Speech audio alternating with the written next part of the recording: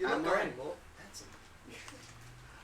Right, okay, so we're back for another wonder of Ragtag Bunch. Welcome, I'm Steve Jones, and with me I've got the beautiful Guy. Yo. And the beautiful Ryan. It's a very quiet evening. Everyone is They're dying. awake, so it's just these two today. If you are not up to date, obviously you can find our previous videos on Twitch, but you can also visit our YouTube. If you search Liches and Witches, you can find our previous episodes, and watch. Real quick kind of back intro. You just met with the Prince of Oxenberg, fighting for his rightful place on the throne of Valencia. He had dismissed you, asking for a few kind of fair deals of dealing with some issues with his empire and with his barons / regents, which you've agreed to. In payment, he's given you 2 knights under your command, and he will try and help you as needs be. He's also given you a physician as well to look towards your blindness. Cool. Okay, so we'll just jump straight in. So you're leaving the Great Hall, your vision's kind of slightly fuzzy. There's this priest whose hands are kind of just touching your head, turning shoulders, he's kind of muttering odd things to random gods. I can't really place who, but he's kind of placing. It's kind of this elderly half-orc. His kind of big tusks are kind of showing over most of his face. A few kind of piercings in the tusks. You can tell he's probably a very old shaman who's kind of turned to the cloth, if you see what I mean. He keeps kind of patching around. He's probably almost roughly a little bit smaller than you, but he's, saying. And then next to you is Henrietta Morgrove, who's walking you out of the great citadel. She turns to you and goes, I assume the rest of your party are here? I have no idea. Well, I haven't seen them. do you know where the Dark Elf was taken? Which one? I've One of only them. met one. No, there's 2, wasn't there? Oh gosh, yes. Okay, so either one. One is dead, and the other one, I believe, is in your hospital area. I'm very sorry to hear this. Okay, well, let's go to the infirmary, and I'm sure the physician here will find it easier to hopefully give you some regain some eyesight. So she leads you towards the infirmary. It's a small hospital wing off the main courtyard, which is attached to the kind of the guards' barracks, opposite the main stable house. As you leave, you don't really see Salazar, but you see Arlo and Cassius come through the main gate. You see Arlo is kind of, he's heard the news. He's pretty shaken. He gives you a nod, but you see him just walk straight. Cassius is kind of doing a few prayer bits, probably praying to his god, and continues into the barracks to get a good night's sleep. It's probably we're talking probably about 6 o'clock, 7 o'clock, so it's the last meals and evening. The physician starts kind of pulling you towards the infirmary. Okay. You kind of go through the main doors, and there's several attendants looking after their patients, going up and down. Mostly they're sick. There's not really battles going on here. There's no wounded. There's no shrieking horror. It's just a few sick people. So it's relatively quiet here, which is quite nice. From the hustle and bustle of the main town, you see some of your effects have been brought from the inn to here. So if anything you've left, it would now be here. He leads you to a bed and asks you to. Would you lay down, please? Yeah, I'll lay down on the bed. He goes, don't mind my hands. They are gifts from the gods. And he starts kind of like praying, and his hands start glowing a slight light. And he works his way up to your kind of your head and goes, I can restore some eyesight, but it is mostly temporary. He kind of places his hands over your eyes and prays. Feel kind of a heat on you, and you feel a bit of a kind of a brightness coming from obviously between his fingers as the light shines between them.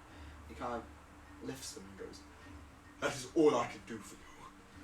And he leaves. And you see that you can see out of your remaining eye. Before he stops before the door and goes, "My work will last barely 4 weeks. Until then, you'll need to find a greater magician than I, or wizard, whatever I am." He then leaves, and he goes, "May Tyr be with you." Thank him. You see kind of Hamish Mulgrove kind of poke her head in and just kind of look around. She sees the kind of Drogon laying in the bed, probably still unconscious at this point, and she goes, kind of gives you a wave and then heads off. As you're laying in this bed, you can rest for the evening, or is there anything else you want to do? Is it a comfy bed? It's a hospital cot sort of bed, so it's not the comfiest bed in the world, I'm going to be honest, but it's suitable for a good night's sleep. Is it bad? The first thing I thought he was going to go to the pub.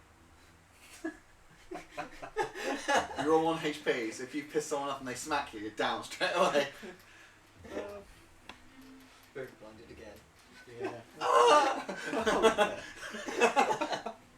No, yeah, I'll have a sleep there. A long rest? Yeah. Cool. Or I'll do my little religion thing as well. Yeah, just before you go to sleep. Nuts. Nuts. Alright, cool. You find it quite easily to sleep. You're absolutely exhausted. Like, 2 people passing away in your party. One you didn't really know that much, probably about a few weeks. But obviously Ansem, you may obviously switch off, but before he does take its toll mentally. How's Erebos feeling about the loss of Ansem? Probably pretty happy. I'm joking. Well then! No, I think the loss. Chill touch. The loss. Yeah. The loss of any compadre in this group, even with Jenny, because obviously they laid her to rest. Yeah, definitely taking quite a lot of toll on him. How's he feeling? I think he's a little bit more pessimistic than he would usually be. He's sort of maybe second guessing why he's even doing what he's doing. Yeah. If it's worth it, you know. Yeah. So Fair. I understand that. Okay.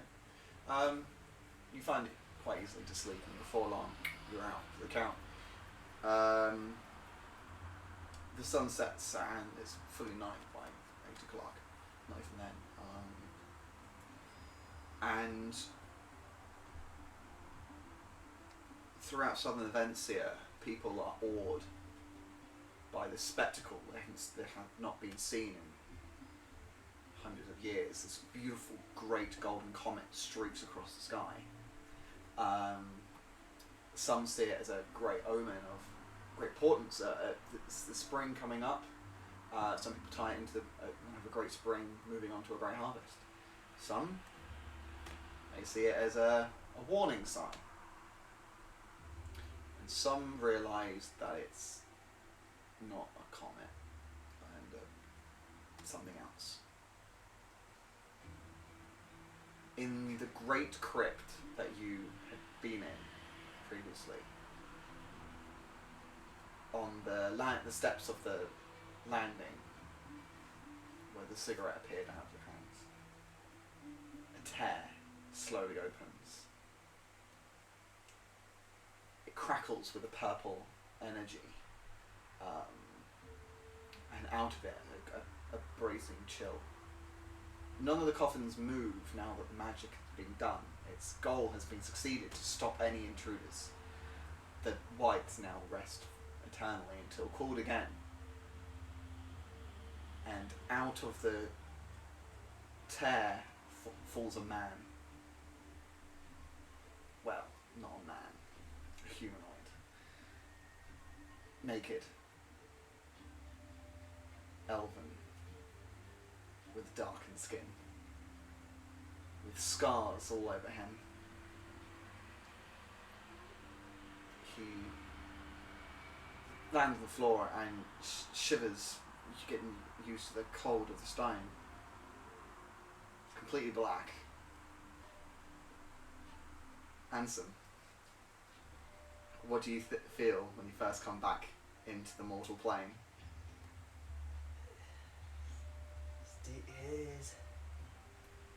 It's good to be back. Cool. It's your vision, dark vision's still gone. It's a question, but class feature gives me dark vision. Can I use that? Yeah, but to turn it on. It's the first time you've ever done it, Yeah. so roll Arcana. Fuck. That is a great big 12. You bring your hands together and you try and do something. You think about what you went through, and you try and you see it as almost like a bit of radar. Almost like you see the room light up for a second, but and then goes dark again. So you do see an exit. But you have to try. You don't remember how. Can't keep the dark vision going. Your eyes have to slowly adjust, and the mortal plane is not like limbo. Roll a d4, and times it by 10, and that's how many minutes it takes you to get out of the crypt. Okay. That's right. Again, there you go. So 2 times 10, yeah? Yeah. So it's 20. 20. It takes you 20 minutes to get out. It's probably about 1 o'clock in the morning at this point. There's a full moon, and you slowly come out of the mausoleum. The doors have not been closed. The kind of secret crypt door have not been closed either after Erebos and Salazar. So, is there any light in the original, not the secret area, but the There's a torchlight. You step out and you realise you are completely naked. And you look down to your hand and you see a sign burned into your palm. An infinity symbol with I'll do it this side so people see. An infinity symbol with a line coming up from the top of it, from the middle of it, and 2 crosses above each other. What do you want to do?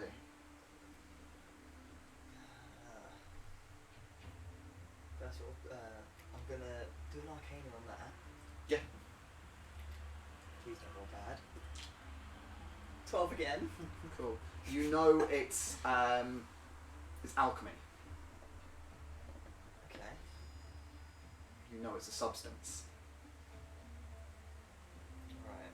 I'm now having a look around the room. So, a little bit of guy knowing. So Drogon broke open the coffin last time. Hmm? Is that still there? You look around and you see the destroyed coffin on the floor. Inside? Yeah. Is there a person wearing clothes? Is there a corpse wearing clothes? It's kind of slightly tattered and moth-eaten, but it's better than nothing. Yeah. Probably makeshift. Probably Makeshift a clothes. pair of kind of like what are they called? Shorts. Kind of. Yeah, it's basically what I need, just some shorts. Cool. You'll take probably about 20 minutes, just kind of get it out and put it on. I get a companion as part of this. Okay. Do I just... It's in like an undead companion. Yeah. You're more than welcome to try and raise one. What's the process of raising an undead companion?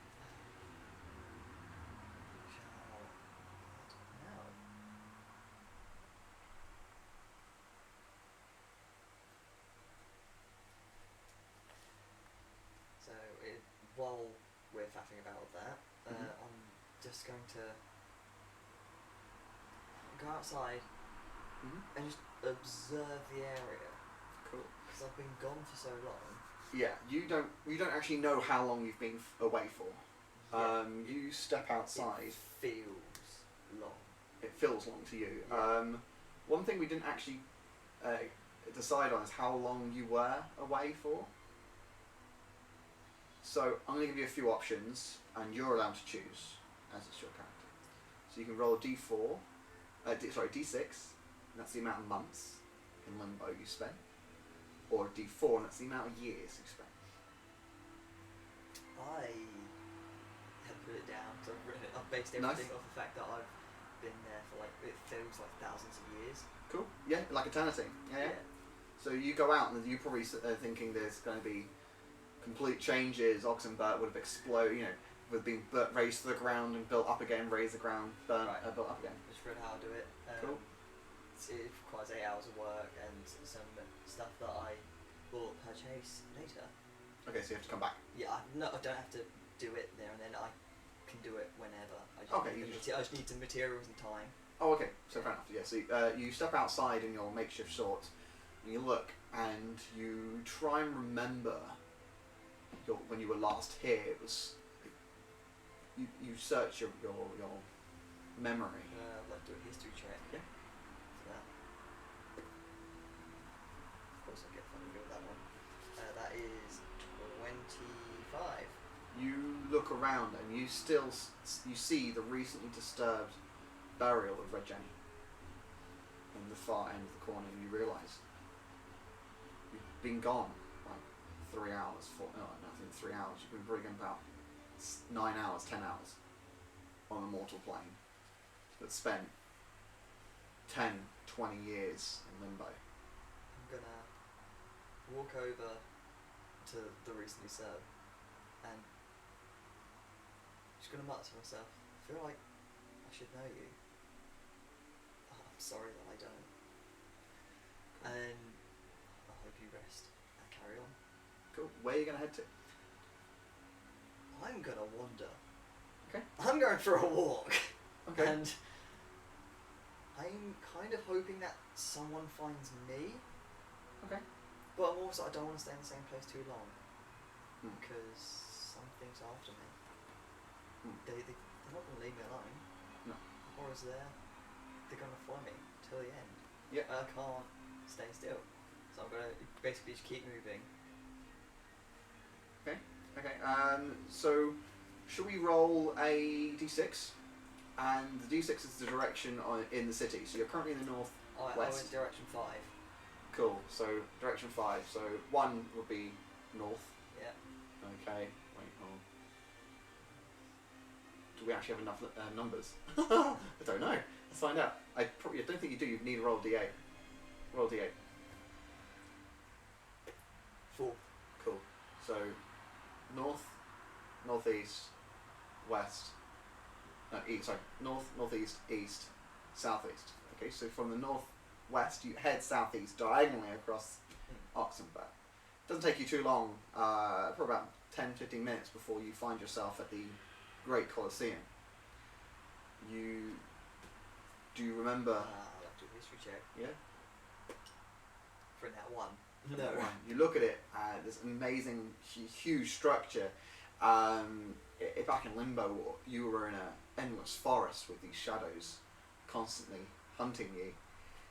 You are probably maybe still awed by its grandiosity. The roaring sounds still coming from it as the last of the gladiators finish their battles. Where do you head now? First of all, I'd like to do a perception check, see if anyone's following me. Yep. For a 18. No one's following the beggar. That's good. I'm gonna walk in the south. What's the number? 6. So it'd be. So that was southeast. So south. You head southwest. You start heading towards the Great Citadel. You see its towering bastions, the Great Hall, across a small kind of moatway. 2 guards start kind of. What are you looking at? I'm actually wondering, is there anywhere I can stay for the night? Like, nearest inn? Probably find a hostel that way. That way? And it points you south. Alright, yeah. Thank you. Does it have a name? Like, does it have a sign outside? Yeah, it's called the Golden Clove. Golden Clove. Yeah, it'll be something suitable for you. Okay. And you kind of head down the street, and you find it quite easily. It's a very small little place. probably 2 stories. You see the first story's kind of got washing hanging over it, and the second story, has washing hanging over it. The first story looks like it's got like little bedrooms, and the ground floor is just like a small inn area. Not much noise is coming from it. I'd like to just try and go out and test the door, see if it's actually open or not. It's open. There's a small amount of people. Kind of, they all look at you as you're just wearing shorts, and the woman behind it goes, "Dear man, what are you wearing? It's cold outside. What's going on?" It's a very long story. I just need somewhere warm to stay for the night. Do you have much coin? I have nothing. Roll. Just roll a d20. 16. She looks at you and goes,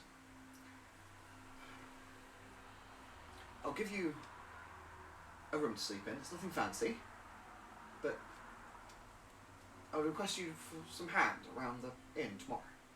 That sounds fair. Okay, I'll lead you to a room. And she brings out a bunch of keys. She goes, and she kind of summons you upstairs. The kind of stairs creak. The walls are slightly rotting. It's not very nice up here. It's kind of odd smells and sounds from other houses. You're not in the best part of town. And she opens the door, and it's a very simple room. There's about 3-4 beds in here, but none are occupied. There's a window and a dresser and a pail of water to wash in. She goes, "We don't get much visitors at the moment, but work is always handy. We'll wake you at 6. Okay, thank you. Your name?"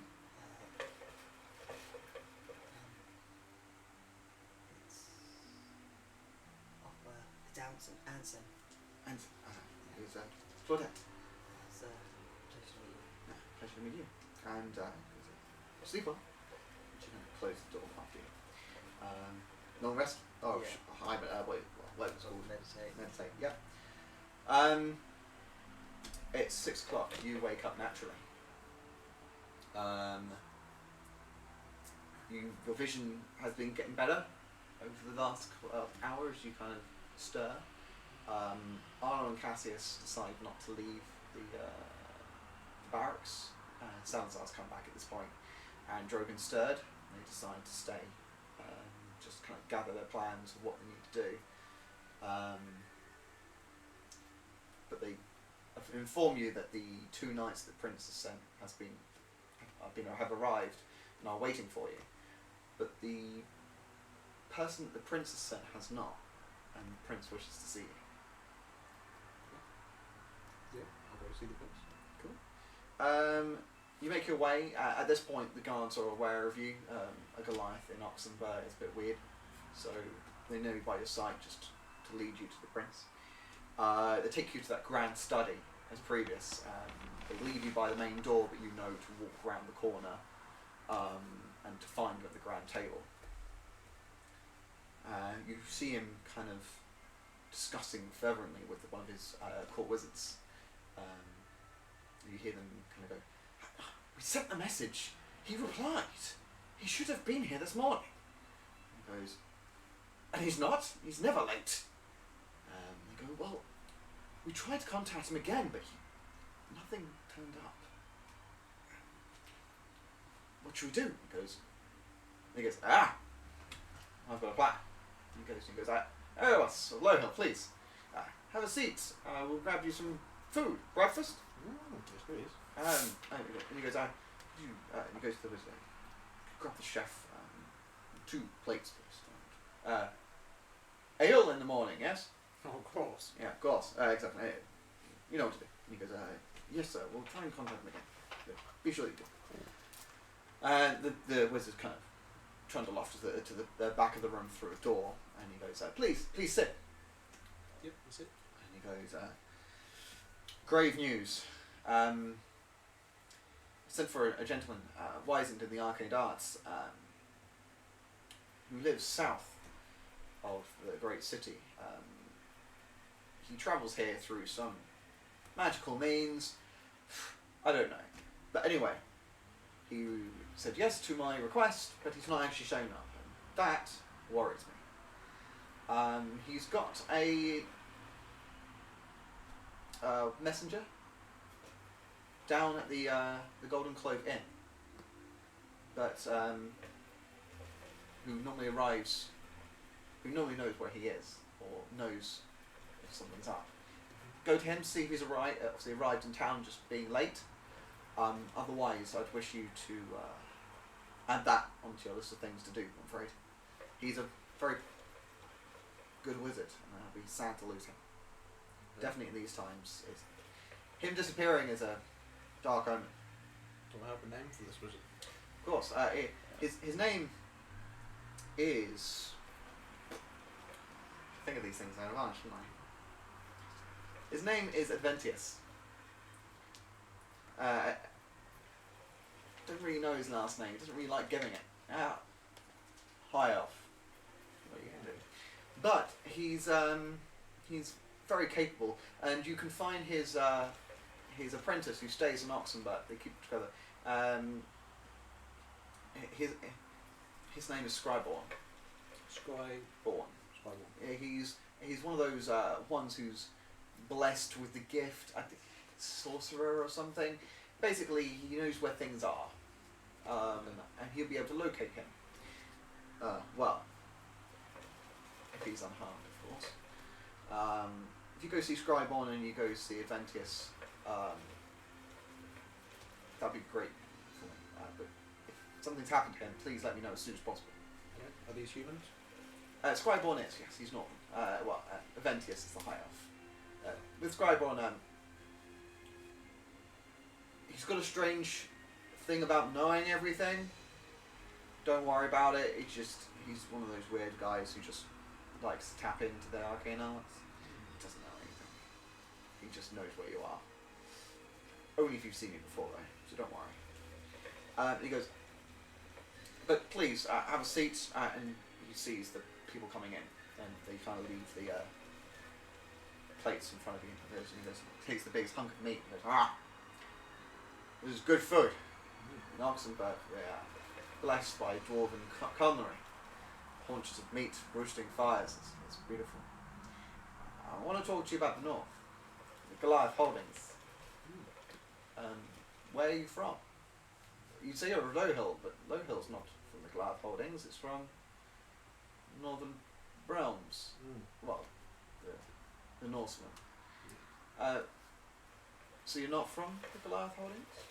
I have no idea where I'm from. I was picked up by a halfling traveller. This is a baby. I'm sorry to hear, but it sounds like you grew up to be a fine man. Mm-hmm. What happened to your family? Your adopted family? I don't know. Me to you. Oh, me to you. I think you said they were attacked by bandits, weren't they? Or a roving gang from the Orcish Plains or something? I think, I saved the little town from the bandits. So I'm guessing it's still alive. Okay. I hope so. Okay. Well, back to I say that you type something up and goes, well, it's very heroic of you.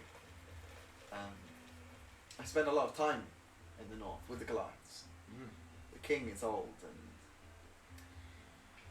they're but a hair's breadth away from a great catastrophe. He leaves no heirs, and his great priest wants it to be turned into a theological sort of system. No more monarchy, just the great priests. Normally this is a good thing, but he's a strange fellow. He goes, I spent a lot of time in the north on the Great Iron Curtain, defending against the roving tribes, the trolls and giants and the horrible creatures. We also went out and ventured through our watchtowers, through the endless wastes of snow and ice. It was a fine work there. I was happy. I was made a life. I was a good warrior. Coming back from my throne is not the only reason I come back. As you know, I said I saw something. dark out there. We were tracking a bandit leader who had been forming some tribes to make a large attack on the Iron Curtain. We were sent to try and kill him off before he could gather more forces. We got up to this crest of a mountainside. Gives us a better view of where we thought this leader was. We saw his encampment.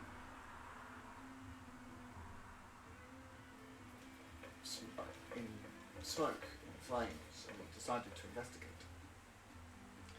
Upon searching through the ruins, it looks like his men were attacked.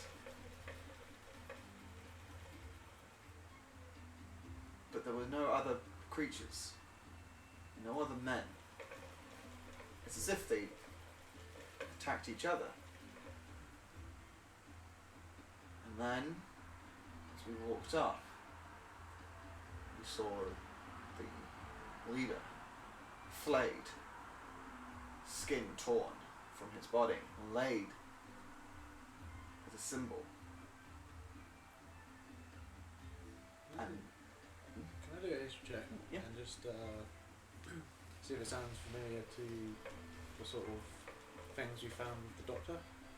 Yeah, give it a roll. Well, just a 9. 9. It doesn't. You don't recall. There's obviously a lot of cults and things like that, so you don't really recall any specifics from this one. But one does kind of start twinging shit, but you're just waiting for a bit more information. And goes. We looked around, and they had 4 horses, draft horses, that were pulling carts. All of them were beheaded. And the skin of the man was made to use a symbol with the horses' heads. This is when a great wind blew through the valley, and we had to hunker down. Stench filled our noses until the blizzard had left.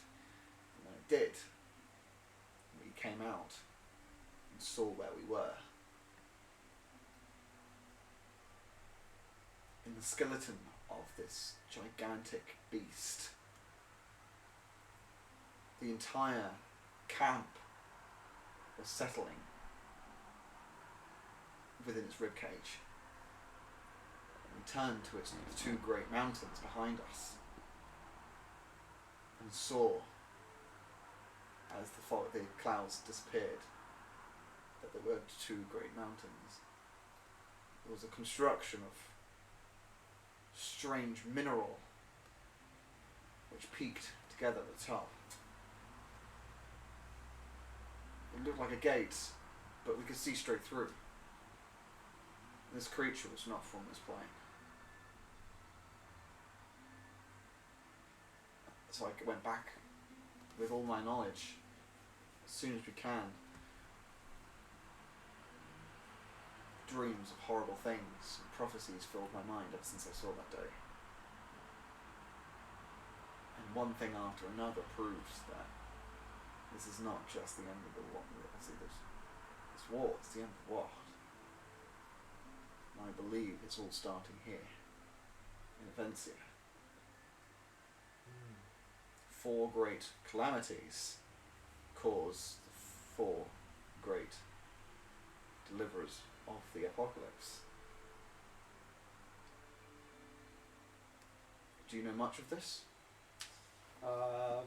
Do a history thing because I did get a little. I think it was a vision in the amphitheatre frontier of something about the Great Horse for Apocalypse Horsemen. Yeah. Will be there. Yeah, give it a roll. Well, that's a bit better. 20. 20, nah. Altogether. Yeah, 19 plus 1. That's really good. Okay, you remember what Tears told you about war? I think it was, wasn't it? Yeah, it was one of them. Oh yeah, the bringer of war, wasn't it? And he goes to you and goes, yes, war is one of them. But it has to be a great war. One to topple all wars. This civil war would be nothing in comparison. It would be something between us on this world and somebody else from another. He goes to you, but that's just one. 4 calamities, war just being the first of many. God, he gets up and finds a small parchment, brings out and lays it down, and you see these kind of the sigil of the kind of the ring kind of spiraling, and then these 4 horse heads. It almost looks kind of like the arcane gates which you saw at the doctor's. And he goes, war is one of them. Pestilence is another. A great plague is to befall our lands. And if it does, famine, a great starvation, and then death. Now, normally death comes after the apocalypse, which has always confused me. How can you have a great death and that would cause the apocalypse? This one hurts. This one really had to sit here and make me think. It would be the death of a great being, greater than anyone we've ever met. The causing of the death of a great being would be that. To their death to cause such instability in the world. I can't think of anyone in the mortal plane. The great dragons are dead. The big ancient ones, there are small wyverns flying around, and there's the odd one spotted by the great reservoir in the mountains. But the last of the ancient dragons are dark. I've been searching for this great beast. Hopefully we could look after it. I could help it. And that's why I need my throne. I need to have a strong country to fight against this cult who's trying to bring this apocalypse to us. And this is why I need your help. I see in you not one who would cause the end of the world, but who would help stop it. I wish to think. He looks at you slightly. He finishes eating his meal and pushes his plate away and goes, I'm sorry to leave such heavy suffering on your shoulders, but you've come at a point where if I see someone I need and who can make a great difference, I don't let them get too far. So, I leave you my 2 knights. They'll accompany you on your travels, and I've given them commands to follow if you were to dispatch with them. They'll come here. But they'll look after you, and they'll fight with you. But within our laws. Of course. I'm a lawful man. Good to hear. And he goes, oh, last thing. I'm aware of some bounties that were placed on you in these travels. Not on you yourself. I would wish that you'd kind of rein in your compatriots to not cause any disruption within my cities. Yes. My people mean a lot, and that's why I'm fighting for them. And they require love and assistance. And to do that, we need to be in agreement. I'm not asking you to swear my fealty, or your fealty, but do these things for me and I will reward you greatly. But yes, he stands up. I've got much to do, much to plan, and Golden Clove Inn, I think, is your next stop. Have a good morning. I'm glad to see you're walking well. Thank you. It doesn't do a Goliath well to be blind. No. And rest easy either way. And I'll get my iron pot out and just sort of like shovel all the food in there. Yeah. And he kind of laughs. This Sure, and goes, there's more in the barracks if you need some. Okay. Head to the backs. Yeah. Well, have a good morning. And he obviously shows you the door. Cool. What's your plan? What are you going to do? Yeah, I'm going to meet these 2 knights, and then I'm going to go to this inn to find this Scriborn. Cool. Yep. Okay, so you step outside and you see 2 knights. They are of the prince's own knightly order of the frozen north. They are wearing these kind of thick kind of cloak pelts around them. They're kind of blackened cloaks with this kind of yellow golden design, kind of following the same design as the kind of the palace guard and things like that. But these kind of look a bit more rougher kind of knights, normally used to fighting in forests and things like that, not normally on horseback. Okay. The half-orc kind of salutes, and then the other one just gets up, kind of just did the got long swords. Yeah. Kind of looks up and goes. Great swords. Great swords. He kind of puts it in the sheath and lays it, and then he goes, "Ah, you must be the Goliath." It appears so. I showed them the little token, so, so they definitely know that's me. Yes, aye. That's what we're looking for. You guys, shit, what's the name again? Oh, Gink. He goes, "Hey, Gink, this is the guy we gotta follow." He goes, "You look strong. Hopefully you won't die as quickly as most of our order did." He goes, "So, where we're heading?" We're going to Goldthorn Inn. Is that it? Goldthorn? Gold Clover. Gold Clover. Golden Clover. I think Golden Clover? What did I say? Nice. Really shit memory for now. She goes, "Oh, it's just southwards. We'll take you." And they start kind of looking up, and the man looks a bit kind of like shifty of you. He kind of gets up with a slow rise and goes, "Right, guess we've got to go." He kind of follows you out the door. He's kind of keeping an eye on you. He's kind of like a bit watchful. You see several scars along his face. Kind of a few teeth missing. His hands are kind of like covered in these kind of nice gauntlets.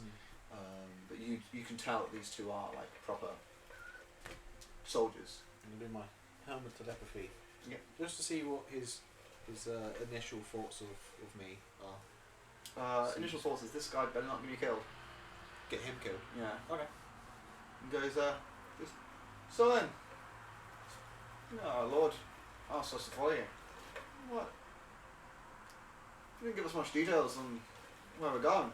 It's just mostly that, obviously not to make sure you don't die, but obviously to look after ourselves as well. So, what's the plan?" Okay. We're going to this inn. We're going to find this wizard, and then we're going to kill some vampires. Oh, I haven't killed one of myself in a very long time. I think it's good. Don't you think it's getting? He goes, "I hope so. It should be nice. We'll find out. I definitely think so." You see the kind of this very similar accents. You've heard these accents before. It's kind of on the western edge of the mountains, literally just over the mountains.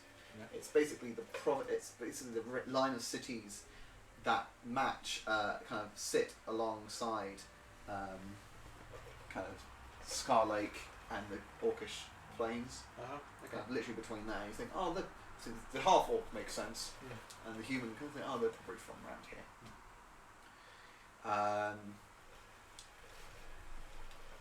Ansem, you wake up, and you start. A bit earlier than the other one kind of knocks for you. Anything you want to do in the immediate? Is there, like, in the room, is there any, like, clothes put in there? You meditate straight away. You see that there is a small kind of linen shirt, white, plain pair of trousers, and then kind of like a leather jacket to keep you warm. Very, very simple clothing. Yeah, but it's clothing. Something, yeah. So I'll put those on. Cool, yeah. And what are you going to do after this? I am going to... So it's what time would you say it is? It's like just before 6? I would say, yeah, it's about 6, half 6. Half 6, about half 6. I'm probably just going to have a look out my window kind of thing, just make sure no one's watching. Cool. You kind of look around. There's kind of see the carts coming along because you're kind of just off the main street, but you've got a good view of the main street. Yeah. You see kind of like main traders are starting to come in from the town, kind of outskirts of the city. Kind of guards moving up and down. Do you want to roll perception? Yeah. For a 17. 17. Kind of look around. You see no one kind of peeking at you. There's probably like no one's actually just paying attention to you at all. Like trying to specifically look in shadows, that kind of thing. Yep. You kind of look at a couple of alleyways. Right. You don't see much. Good. We'll probably just head downstairs then. Cool. The floor creaks as you come down. And she goes, "Oh, hello. I'm very glad you're awake. I've left some." And she kind of goes, "Oh, of course you found it." She goes, "Right. So help me. Obviously, just if you could take some boxes from the storeroom in the basement and bring it up to the kitchen. And then once you've done that, you can grab some food, have a sit down, and then yes, you can." See, I think we just need to get a few bits from the market, if that's okay. Yeah. Excellent. So you do that. Roll for it. Oh my god. If it's a strength thing, I'm gonna die.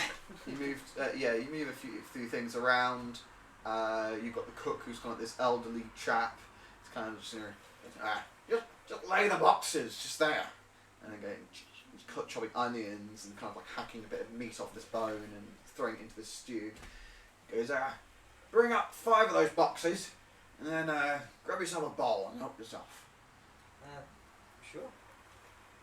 So you do that. You grab a bowl and you kind of sit in your because where would you sit and eat? Would you be in the corner?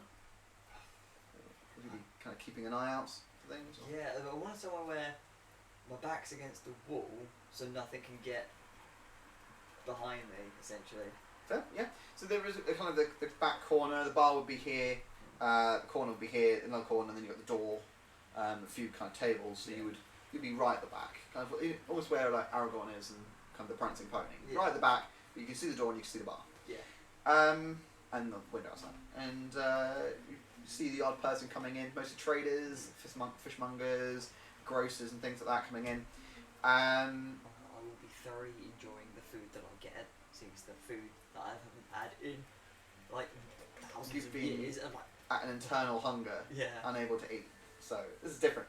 So you can finally eat.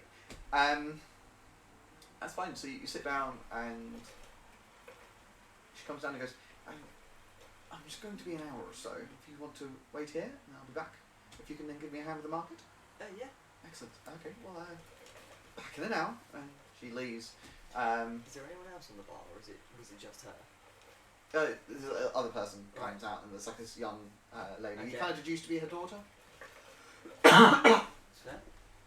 She just starts working away, but there's not really many people in. She kind of just sits and cleans and does various bits.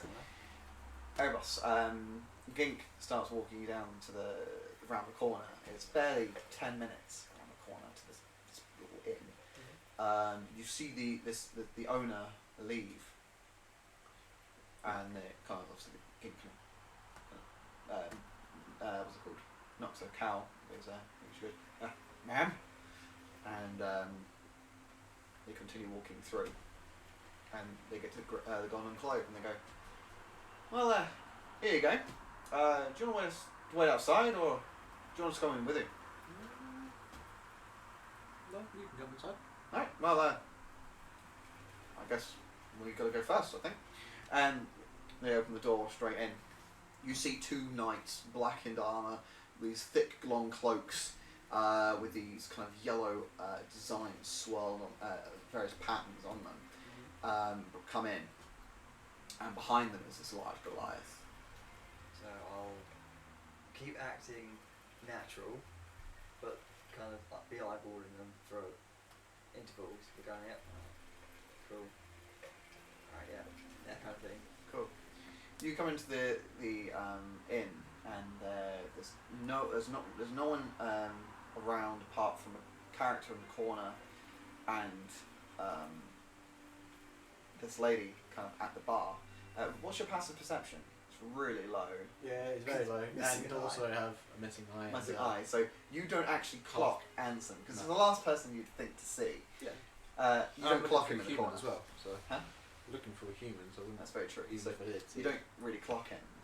But you see this young girl at the bar and she's just coming and she goes, "Oh, oh hi. How can I help you?" Good morning. I'm looking for Scriborn. He's upstairs. He's sleeping in. Do you mean to go wake him for you? I can do that. Do you have a pail of water? Oh, yes. So you can find it in the trough outside. Okay, I'm going to get a pail of water. Cool. Yeah. You know, a guy called Jack gives you a pail of water. Cool. Thanks, Jack. He goes, "I just got this from a hill." He wheels away in a wheelchair. Yeah, I'm going to go upstairs and... He's in the furthest dorm. I think the door may be locked, but she goes, "Don't say I gave this to you." She throws you a key. Thank you. Sure. You go upstairs and open it up, and you see this kind of human male, kind of like half over the bed, kind of going, kind of this long bit like brown beard, kind of trailing away, the long kind of matted brown hair, this brown he kind of turns over and goes, "What do you do?" I'm chucking the bucket of water. He goes, "Hold on, blast your fucking..." And he goes to summon something and then realizes as he wakes up and goes, "Oh, shit, oh, fuck." He points to the two knights and goes, fuck me. What's he done now? I can't do it. He goes, "What's he done? What's he done now?" And he goes around trying to find his things and he tries to, gets out of his clothing and he goes, "I swear to God, that pointy-eared elf had come over here and ratted me out for something. I'm going to be pissed. What has he told you?" He hasn't turned up. Oh, shit. Oh, I remember calling him. He gets out. Fuck, where is it? He brings out this kind of like this pouch. You're hearing a lot of like, he's like stumbling around and he finds this pouch and he goes, and he pours it into his hand and you see there's like teeth and bone kind of like squared runes and like jewel, like rings and things, and he goes, that's, he's not known where to be, that's worrying.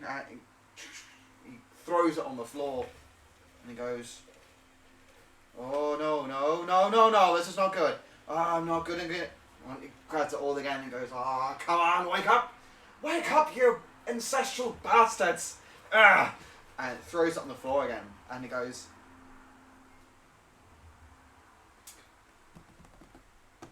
"So he's supposed to be in Oxenberg, yeah?"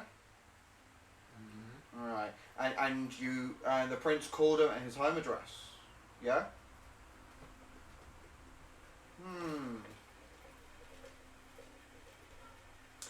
Yeah, this is not good. He kind of grabs it and goes, you hear him muttering some odd things. He starts shaking and he then throws it in the air. And they start to form like a circle, slowly, and then they start spinning, almost like Doctor Strange spinning. They start kind of cutting into the world, and you see this kind of like shimmer effect. And he goes, then starts to put his hand through it, and then he kind of pulls it back, and you see his hand is caked in blood. Some of it red, some of it black. And he's got a seashell. Like a barnacle shell. And goes, "Something's taken it." Yeah, I know who that is. crushes it. And he goes, "Shit, that guy was my only last line of work." Well, looks like you've got to find him. I've got his last location. Obviously, his hut's not too far. Well, I say not too far from me, at least. So I'll give you an option. I can give you a lift, or you can go in there in your own time. If I give you a lift, you won't be able to come back.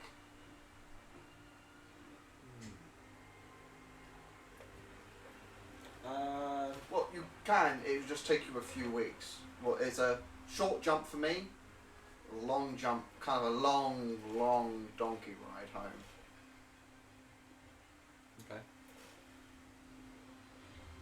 I tell one of the knights to stay here with him. Okay. And I'm going to go back to the prince to inform him who's taken him, because I have an idea of who's taken him, and then I'll come back and we'll do the jump. Cool. Okay. Yeah. So you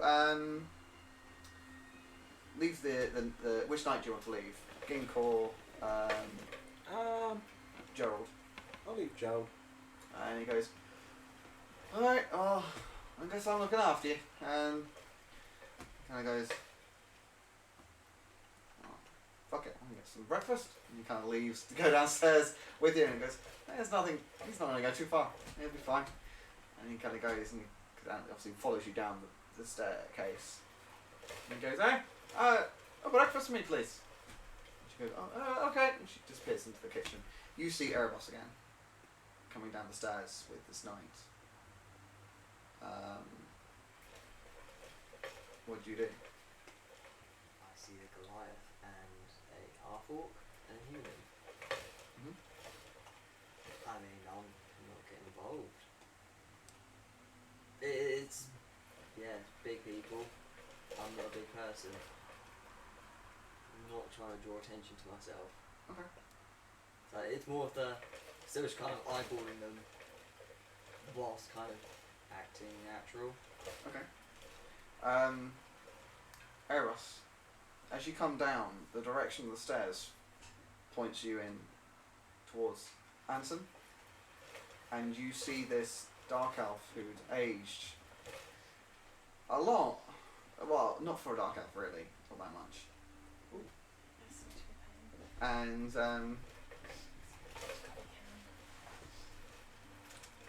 candle. What was I gonna say?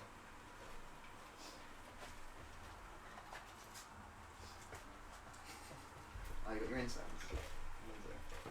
Yeah. Rain just died. It happens a lot.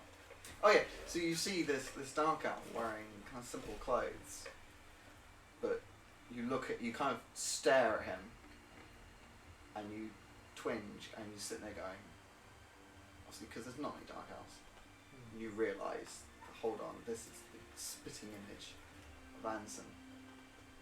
Okay.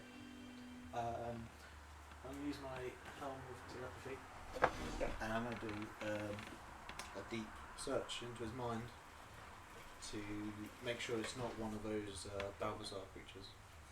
Oh yeah, fair. Yeah. It's a wisdom save for me, isn't it? Mhm. Yeah, I think it's like a 15. Yeah, I got a whopping 12. Cool. Right. So you know more than I. Alright, so how deep are you going? Like, How deep is your love? yeah, so what you specifically trying to find out? I want to make sure that this is you, even though I know that's impossible. Right, so if I don't think you can match it. do a deep thought, and you know that my name is Ansem. Bathroom? Okay. But you sift through, you probably trying to find memories of that I have of you, but you sift through years worth of memories. You go, nope, there's nothing here of me. There's nothing that he knows of me or anyone or any of the events. But there are two names that are like, as you're like sifting through, almost like flaming burnt in. one name's Calcifer, the other is Gambian. There's no faces to these names. It is just these names almost burn in.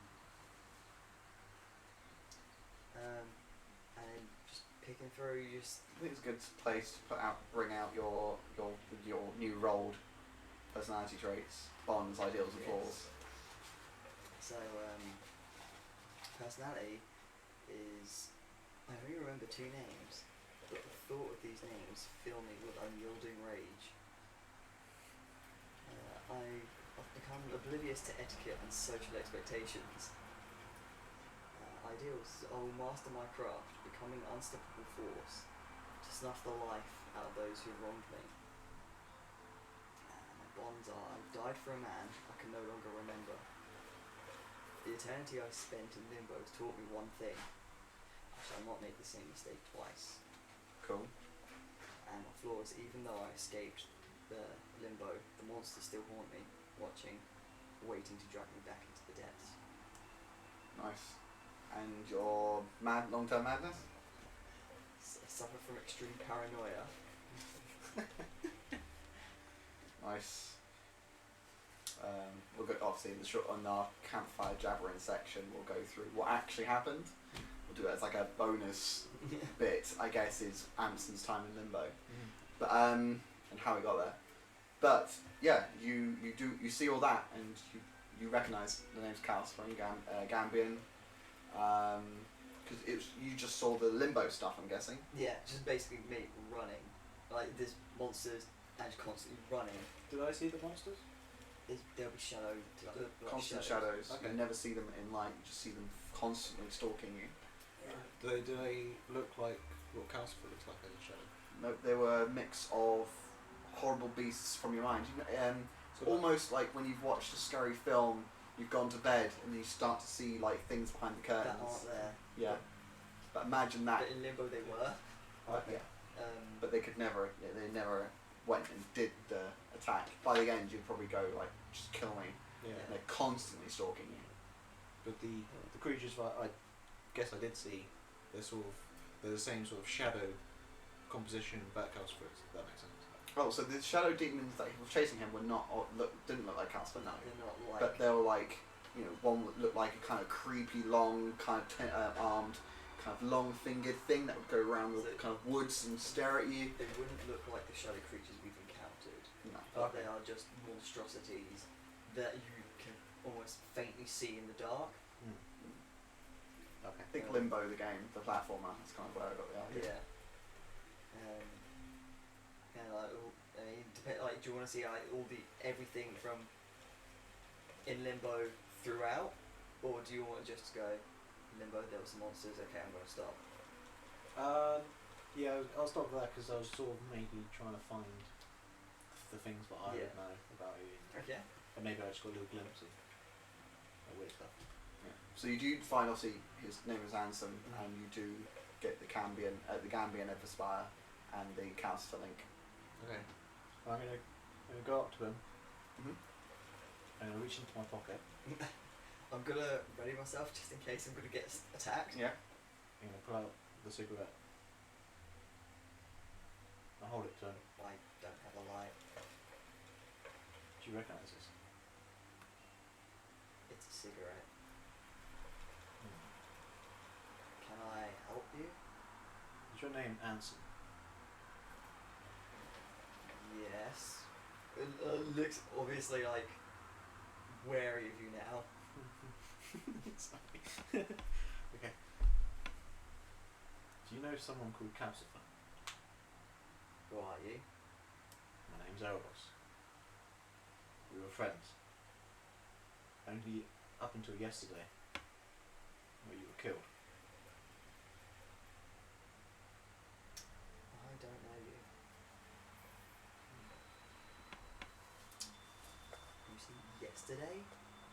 Yesterday. In a crypt. Oh. No. Roll a history for your memories to start.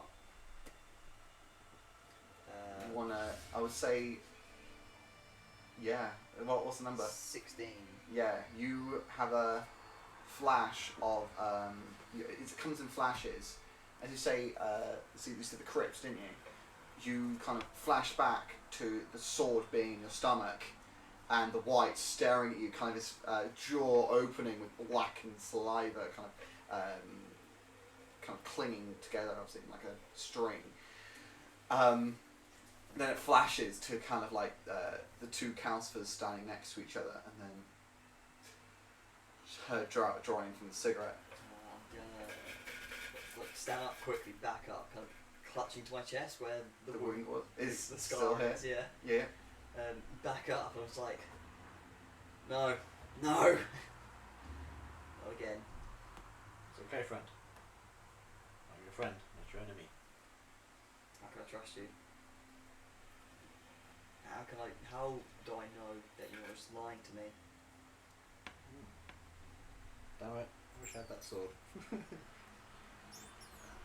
Yeah, I think it's still in Marathon, to be honest.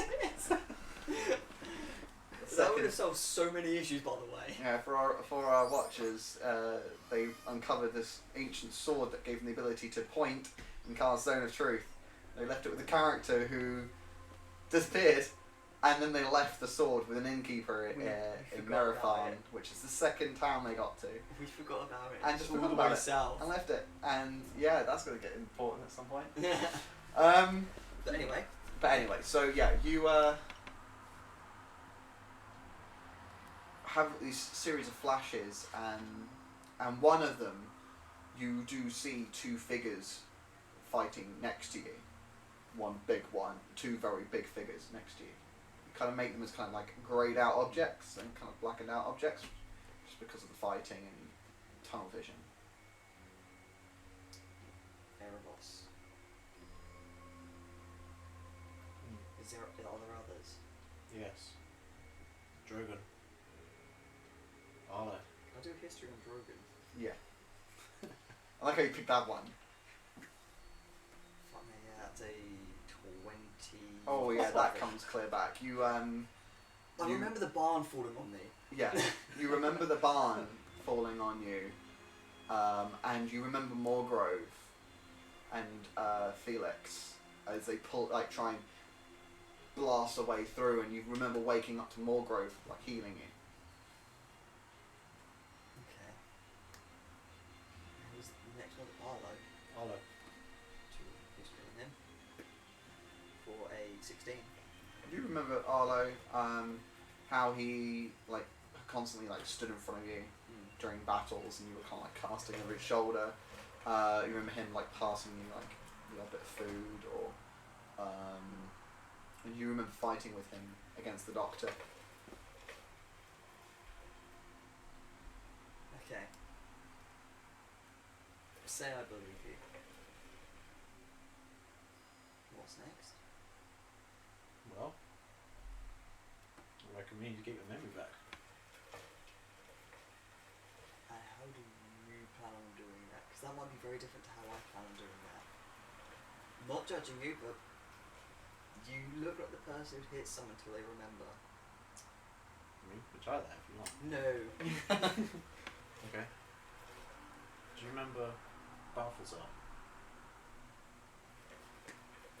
It's a fucking nat 20.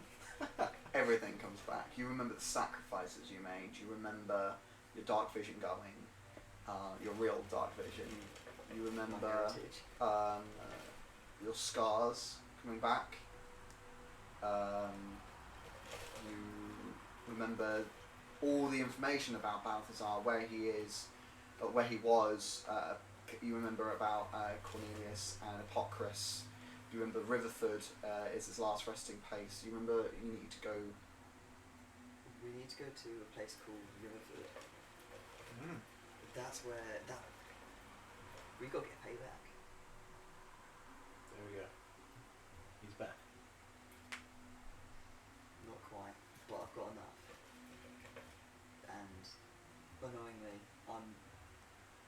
how it is I'm not the same Ansem. I'm not that person. I'm fine with that. I don't know how I was.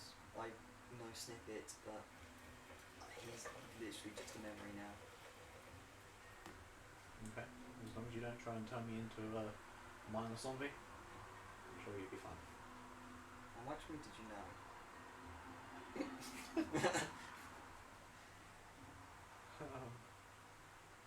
Enough.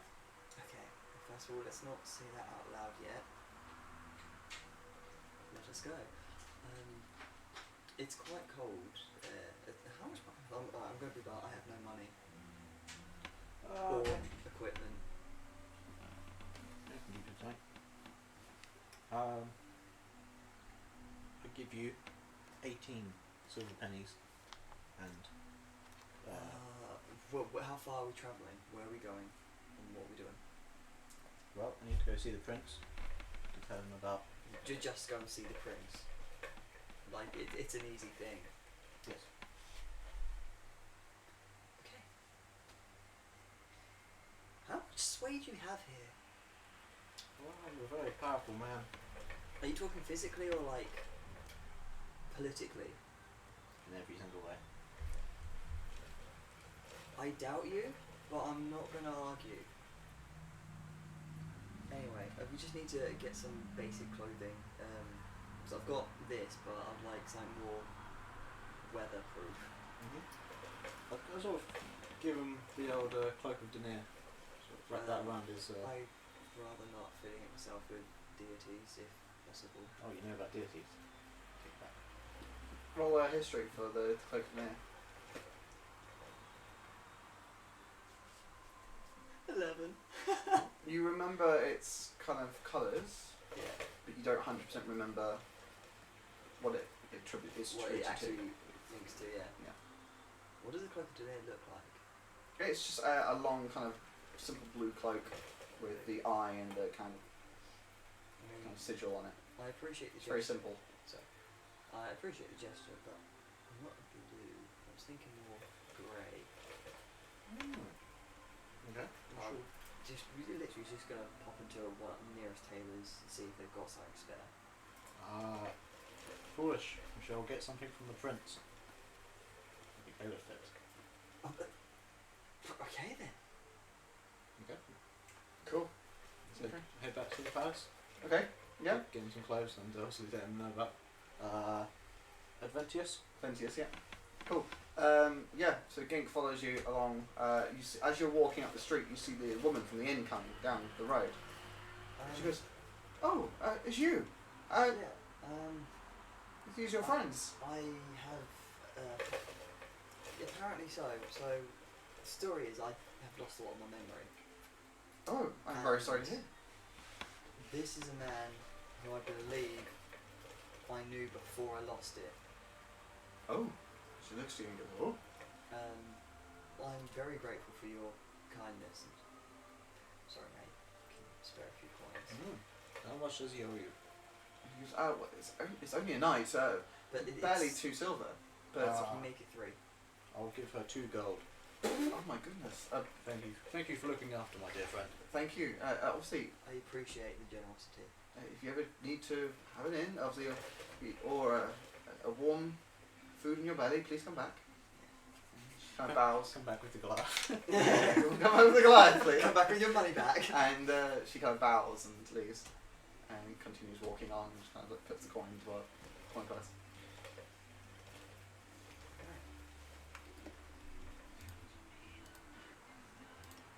It's still a bit. Let's move that to dive show. There you go. Right. You head back towards the citadel. The Gink, the knight of the Northern Waste, kind of waves her way through, and they let you pass. They kind of give eyes that dark elf in simple clothes following you. You lead towards the grand hall, and you make your way, and obviously you ask for the prince. They kind of lead, and then they lead you off. It takes a while, but the prince is confused to why you're back so early. He actually meets you at the door and goes, "Erebos," and "Oh, Gink, nice to see you, and friend, you're back so quickly. I trouble I'm troubled by this. I have news of Adventius. Not good news, it sounds like. No. He has been taken by a creature of foulness. I have encountered this creature. It is the one I mentioned who was spawning undead in the south. It all links back. It's not good at all. And he looks around and goes, Yes, from the seas. From the sea. Undead from the seas. In the south. I see. and he goes, looks like a lot is calling. Looks like you're heading back south, my dear boy. And he goes, look, as long as you can get Ventus back alive, that's all I ask. He's a good friend. I actually don't know, but He's a very powerful wizard. He was part of my council of wizards, but he's got a small house on the southern ridge of the eastern corridor mountains. However, he uses magic to transport himself quickly here. Do we have a way of getting south, like a carriage? Did we ever own a carriage? Do we own a horse? Please say someone. Still have a horse and a what's it called? Out of character. Did we have Azure's horse and carriage? Yeah, is that still in? It's not. it's still in the inn. It's Oh, it's actually in probably been sold off by now. Oh, Because it's been there for ages and no one's paid for it, so they've probably sold it off by now. But you can probably buy one. I'm sure Scribe-on will teleport us, won't he? Yeah, we can just go buy something down south. Yeah, he's offering to teleport you to his point. But the thing is, he doesn't know he's coming back to Oxenberg. So What say? he doesn't know if he's coming back to Oxenberg. Oh, Adventius. Scribble. He doesn't know if he's going to come back. He's sitting there going, well, I was supposed to be. I came to Oxenberg with Aventus. We came separately, sort of thing. So he doesn't know where he's going to go next. You can convince him to come back to Oxenberg, of course, Yeah. or at least give you a passage back to Oxenberg. What do you do?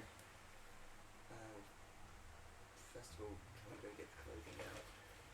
Yes.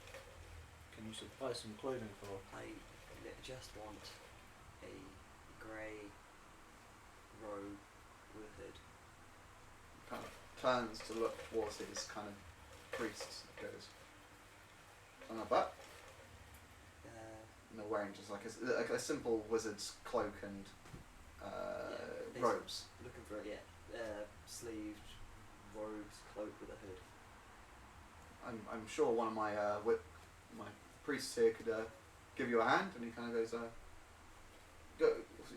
he goes, a cloak for this gentleman here, and one of the, and a pair of grey robes, yes, grey robes, please. And you see one runs off, and he goes, give me 5 minutes. Okay. Cool. Okay, so you want to plan what you want to do next, and we'll have a quick 10-minute break. Cool.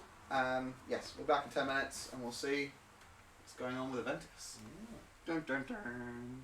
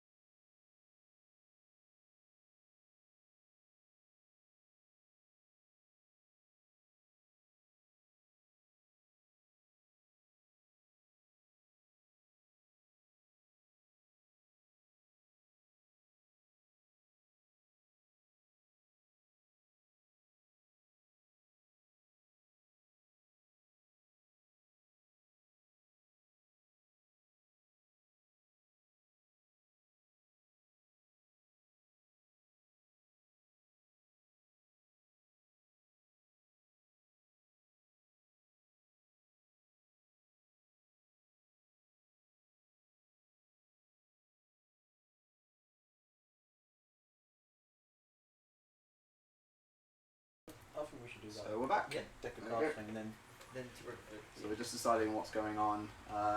What we'll do is we'll put it to the map view so everyone can see at home. So you are here in Oxenburt, and it's been told that the Ventius, the wizard, has got a house in the south of the Eastern Corridor Mountains. This over here, a bit further up the stream. There we go. Here, and then Riverford is just here. Okay. So So what we reckon we're gonna do is we're gonna first of all go to the east from Oxenburt for the Decamany. okay. Back and then south to head towards we're basically gonna go on foot. Cloverfoot. Did you want to go Cloverfoot? So you 'Cause have to it's go all the before- way around to Goldstop and then up, or you can try and cut through the forest. Yeah. Saves Did up a you few want to go days. down there because it's quicker? Well, not quicker, but it's nearer. Hmm. And Yeah. then we'll head to Riverford afterwards. We are going to need a horse and carriage. What, to get to Luna, to the shrine, or to get all the way down here? Both three, because if we have a horse and carriage, then we've got it. It's Very true. and then we can just dump stuff on it. So we've got rations and everything on it to go because it's still like a long journey. yeah. Right. So what's the plan then? So you're gonna go find a carriage, go to the shrine, and come back. Yeah. Do you want to go back or do you want to head straight down? No, we'll just head straight down. Head straight save down. a So few we'll have days. to cut through a forest to get back to the main path. 1, 2. When we go cut through forest, it's double time. Alright, so we'll just stick to the main path and just kind of skip going to Oxenburt and just head straight down. So that'll take us, 2 days there. So 1, 2 days, 3, 4, 5, 6, 7, 8, 9, 10, 11, 12. So it's 12 days to the next town. Yeah. So if we get half that in rations and then ration the rations for every other day, we should be able to get there. Okay. Yeah. So we've Okay. Let's deal with the shrine first, then, shall we? yeah. Cool. Okay. So you got to bring Gink with you. Gerald? You gonna bring Gerald with you as well? Yeah, might as well. Okay. Okay. It's good. Right. So you got your 2 knights with you. Do you want to go hunting for your carriage first, or are you going to just walk there for the first bit? What are you going to do?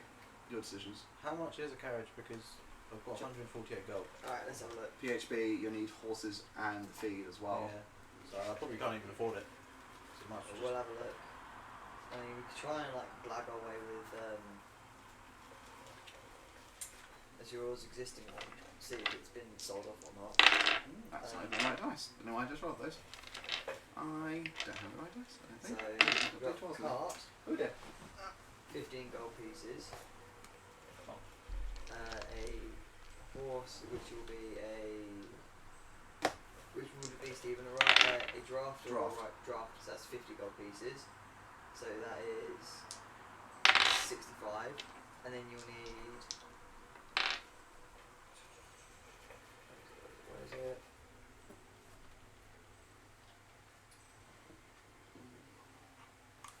Where is the? We need saddles, don't we? No, No? not for draft horses. Okay. So what is it that we need? So we've got the Horses, the feed. and the carriage. Mm-hmm. Where is the feed?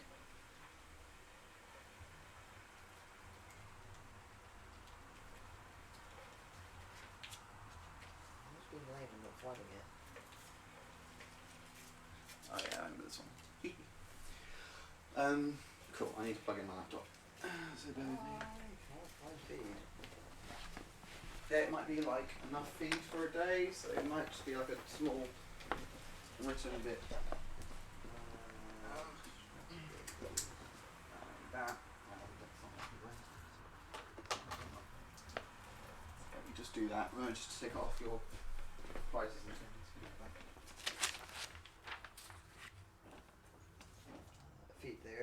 it's 5 copper for 1 day of feed. Oh, okay. So we want to do 12 days. So it's 5 times 12, which is 60 something copper.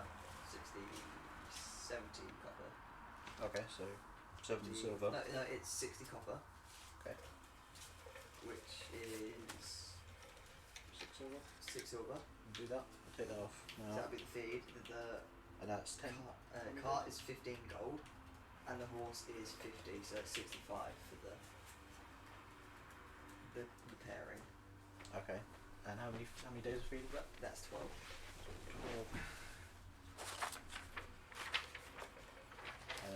65 for the Yeah, for the horse and carriage.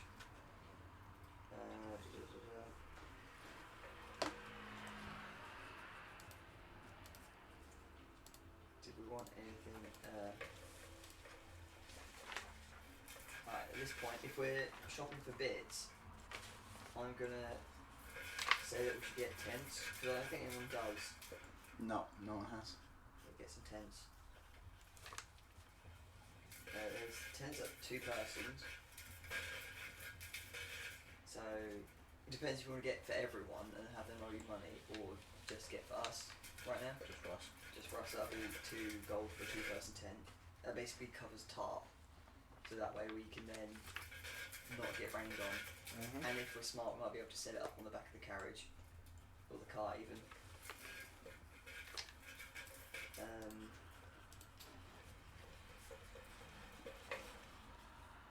Probably some blankets, because it's going to get cold. Just moving in, aren't you? Basically, yeah. Blankets, tents. Well, if we get 2 blankets, that's 1 gold. Okay. Do you want bedrolls? Pretty sure I got them with the. What is it?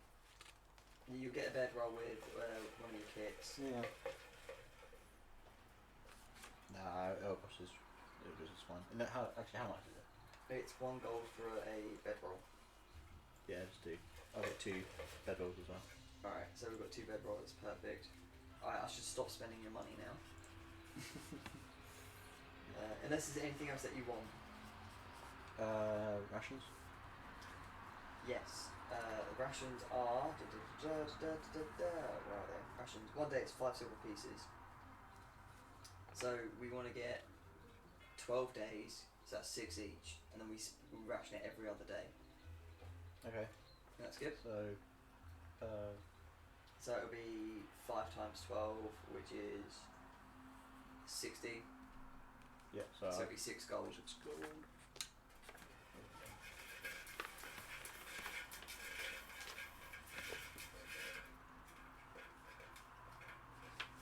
And yeah, 12 rations. Okay. Alright, how much money has that come to? Oh, I've just been taken off as a That's cool. Well, what I'll do is I'll just throw some money, extra money at you your way when we earn some. Alright, so now that we've got all that sorted, to the temple. Cool. Do you mind if I just don't if I try somewhere? Wherever there's a spare. Anywhere there's one. Yeah, there's a spot plenty.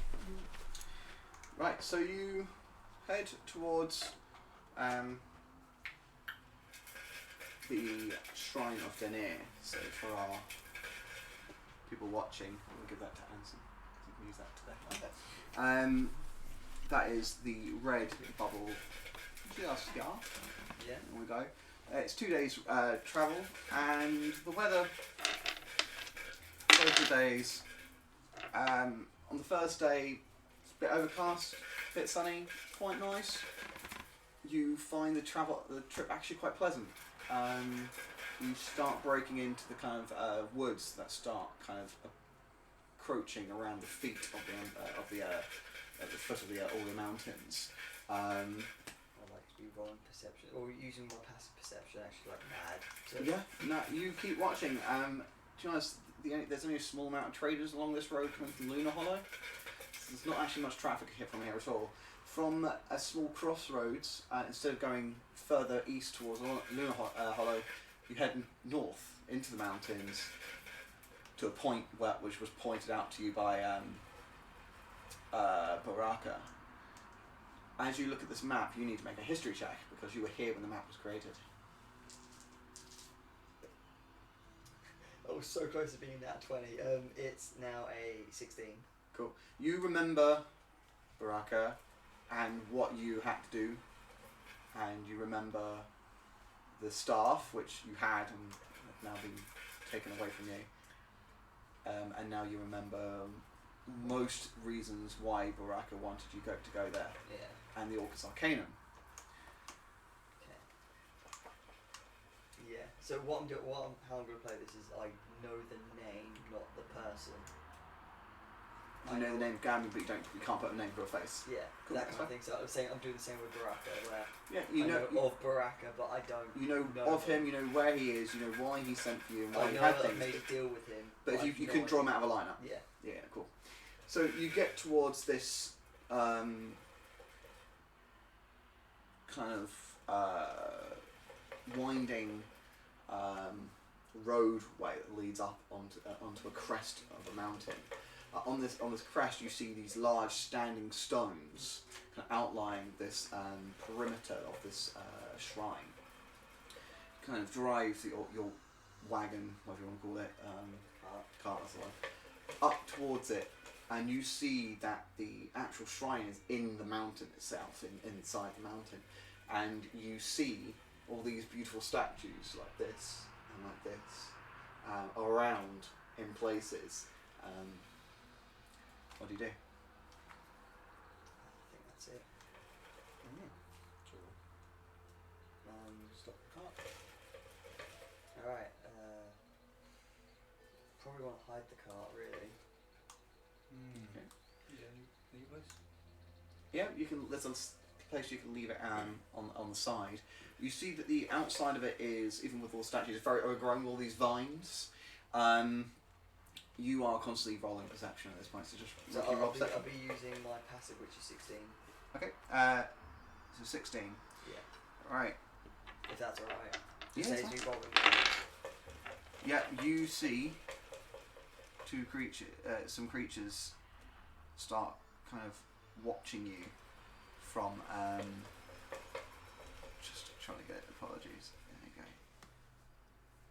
Whilst it's generating.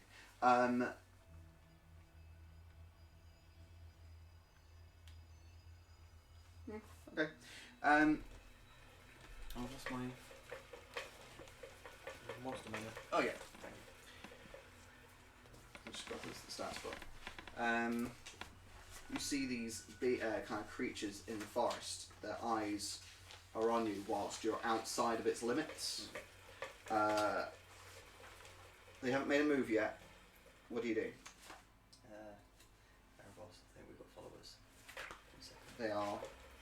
Show yourself, and we won't hurt you.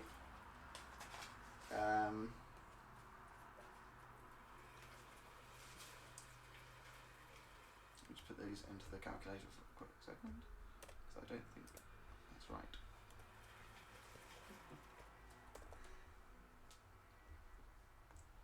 Okay, I know it's what it is. Oh, but you've also got your knights with you. Yeah. That's one thing I didn't add in the first level, I think. Are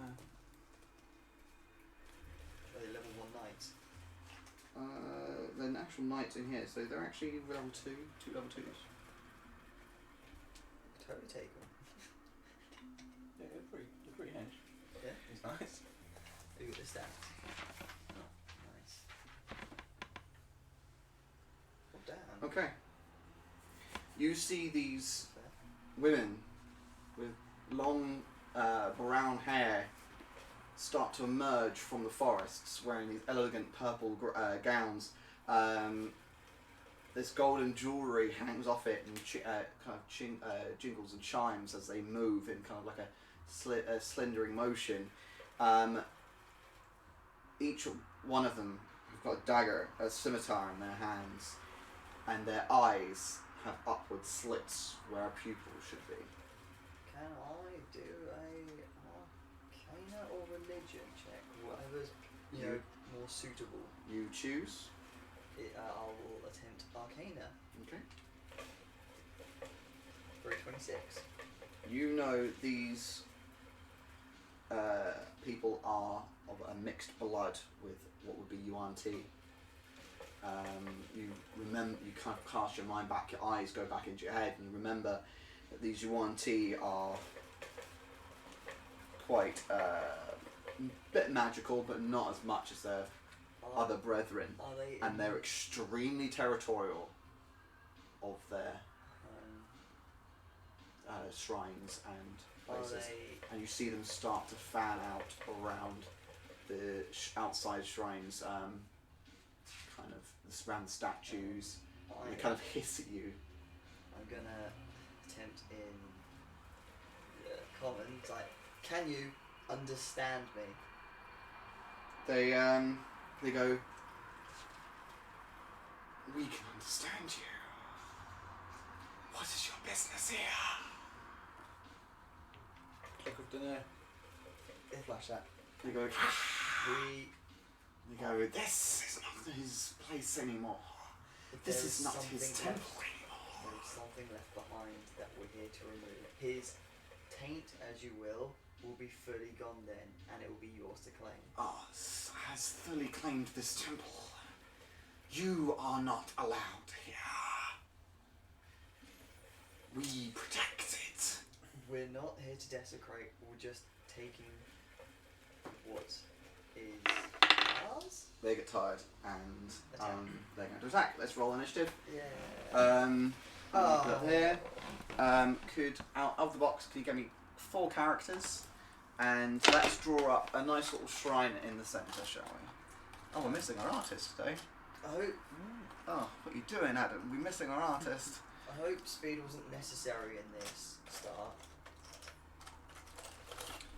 So we've got Ansem today. Because We've got Erebos. We've got can't remember her name.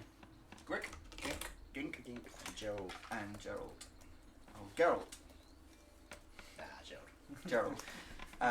And then we've got the Okay, what's this sort of shrine look like? Is it like a circle? I hope it's a circle. I can do circles. It's a we have a template here. It's a circle. It's. Have you seen those? I'm trying to think what they're actually called. So the kind of Nordic. No, I'm just going. It'd be easy if you did it because you So, know what you want. The entrance to the shrine is here, and this kind of tunnel that obviously goes into the mountain. It has pillars.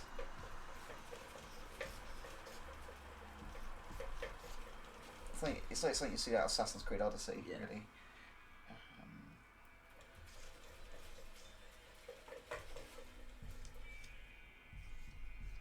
No. Bollocks.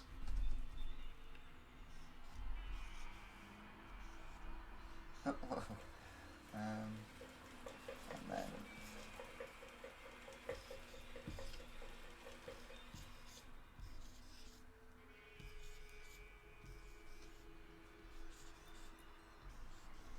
now some of these have fallen down, like bars across with like marble things along them.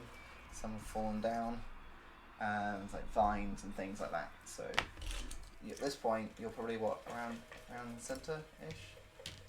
These are your two, all very fancy people. Lay them out where you want to, but they are like properly Are we? So are surrounding we you. still on the carriage or are we off it now? Off it. The Right. carriage is like let's put it here, and there's like a trail that leads into this way. And the trail then comes around, and then there's like a cliff edge, and it leads down. There's like a viewing platform and things like that as it winds up into the mountain. Hopefully, everyone online can actually see that. Oh, they can't because I put the wrong view on. Isn't that a good start? Right, let's go to the actual action view, and then everyone can see. Oh, there you go, beautiful. Right, so our players have just reached the shrine, and they've just been attacked by these 4 Yuan-Ti blood sorceresses, or just Yuan-Ti pure bloods, as they tell them to basically bugger off. This is no longer the Shrine of Denir. They go, this belongs to Dendar now. Yep, roll initiative. Yeah, I got a 11. Oh, they didn't do well. You're doing the knights separately or as Yeah. knights as a group? So. No, separately. Okay. Ansem got 11, Erebos got, 14. Gink got, 17. nice, and Gerald. 3. Oh, bloody. Come on, Gerald. come on, Gerald. Right, so Gink sees these 4 kind of weird sorceress, priestess women appearing. She raises her great sword, and what does she do? As these start to come in. Shall we divvy up the 2 knights? I mean, I don't mind, man. You're a better fighter than I am, so you play fighter better anyway. Okay. Where's my So- PHP going? Oh, it's my rucksack. Apologies. So I don't mind you playing with them. Like, No. You do you do gel. yeah. Because you Just give it last. Gink's gonna. Are they? Is this person on top of the pillar? Oh, next. They're like kind of seductively around it, because that's what they do. That's what they do. Like, try not one-on-one everything, but try and take them in groups of 2. That way, if we kill them quickly, we can Okay. mob them. We try and rely on numbers, really. You do Gink. Right. I just moved it for you, so. Sorry. So yeah. So right. So then I'm assuming Gink's gonna want to hit. So Gink wants to hit this. Get a +5. +5, so that's a 21 then to hit. Oh my god, yeah, definitely hits. And the damage is 2d6 plus 3. So it's 9 plus 3 is 12 slashing. 12 slashing damage to number 1. That one. Cool. Oh, she cuts across her front, ripping the obviously the dress, and she kind of squeals in pain. You see, as she screams, these 2 large fangs appear from her mouth. Anything else for Gink? Can Gink do anything? Can Gink do attack again, or She should have 3 multi attack? Yeah, 2 immediate attacks. So Okay. Gink's gonna do it again. Yep. 7 plus 5, 12. 12 hits. Oh, sweet. 3. Googly. Where is it? 6. 9 slashing. Cool. Yeah. She reels again as this sword comes down and cuts her across the arm. Bares her fangs again. Anything else for Gink?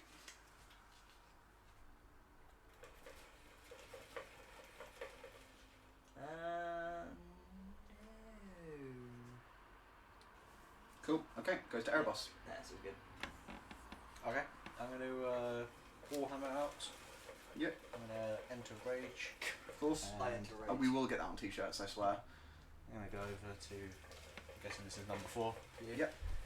And I'm going to. Recklessly attack. Why not? Cool. 2 18s. Damn. Plus 8, so 26. It definitely hits. Get down, Tom. Bring in the Warhammer. Oh yeah. Oh no. Right. Oh yeah. Uh, Can everyone stop doing that? 22, 24, 27. You, as you come in, you smash her in the ribs. You hear them break, and she like wails in pain. She's still alive.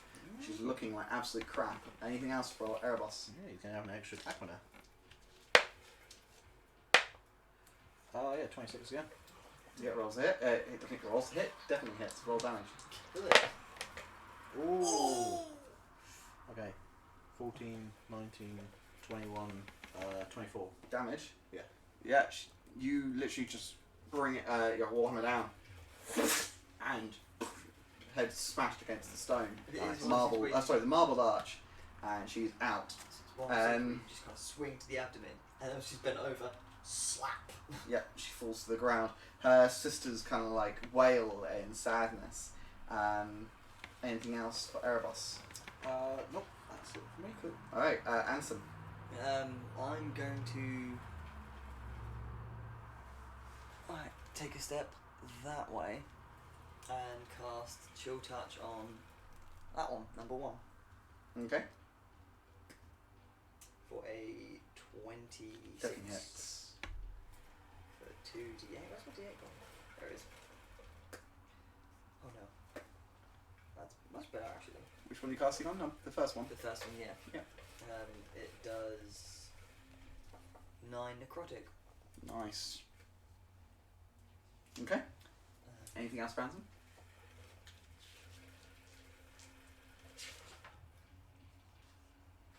No. No, yeah, I'm good at the moment. Probably should start getting a weapon though at some point. Okay. Yeah, you cast Chill Touch, didn't you? Yeah, so it's You- the little hand you've got. Yeah, you cast its hand to go up, you see it go through her, and her brown hair goes grey, so it takes the life out of her. If she has any healing abilities, they don't work. Well, it's fine, because you see her kind of like going, and you see this vile, viscous liquid appear in her mouth, and she goes to poison spray. She's going to do it. That's a poison spray. And I Extend your hand, perfectly. and she brings out this noxious gas. Oh, from your palm. Oh, she does from the palm. Oh, okay. That's not as fun. Okay, she raises her hand and puts it right in Gink's face. Needs to succeed a Constitution saving throw. +2. +2. Is it anything specific for the con save? Oh, wait, no, you get +4. +4 to con save. Yeah. That's a unnatural 20. Oh. It's fine. No, it doesn't take any damage. The other two draw these short bows. The one closest to Erebos is going to fire 2 arrows right at you. I haven't got the player slayer dice today. What's your AC? A nice 14. Okay, 1 hits.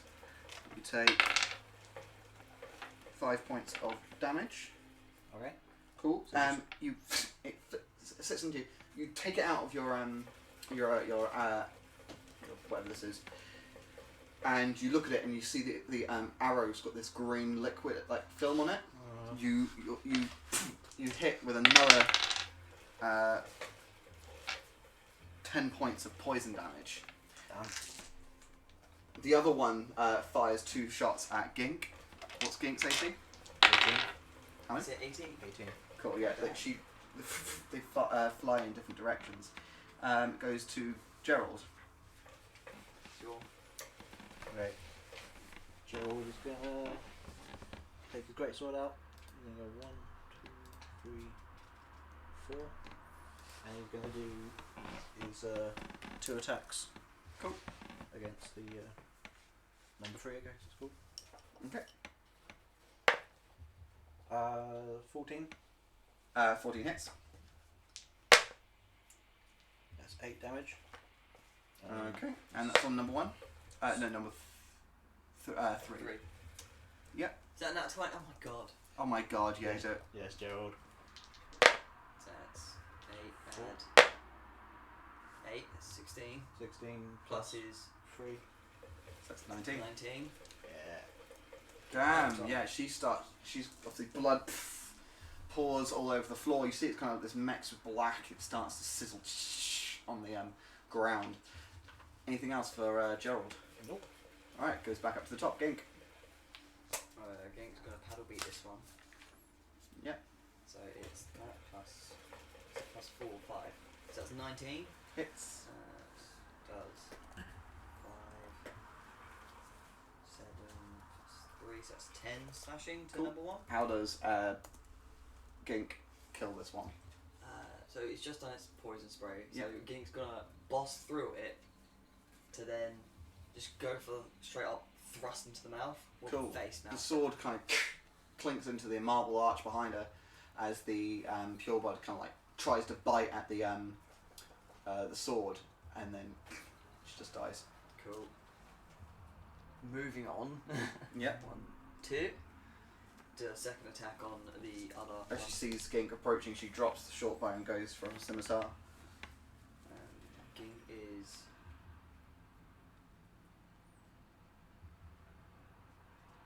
Yeah, I'm just going to go for a normal attack of 11. Just hits. Just hits. Ooh, nice. Yeah, they're wearing literally nothing. 5 and it's a 8 slashing. Okay. Anything else? No, yeah, it's good. No. Cool. Okay. It goes to Erebos. What is Erebos doing? He's going to charge in. Recklessly attack. Nice. Like a champion. 21. Definitely hits. I'm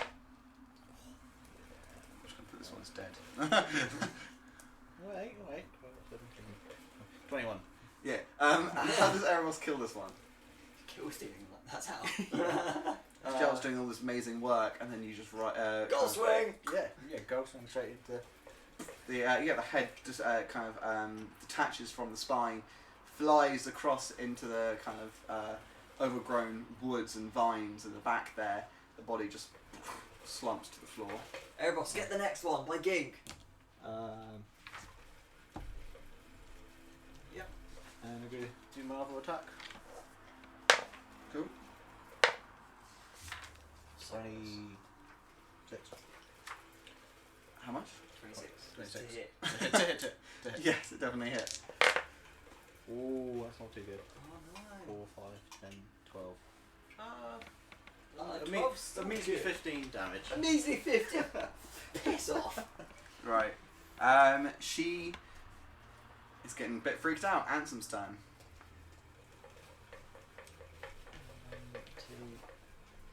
I'm gonna just try and chill touch her again. Well, that one. Yeah, for a lots.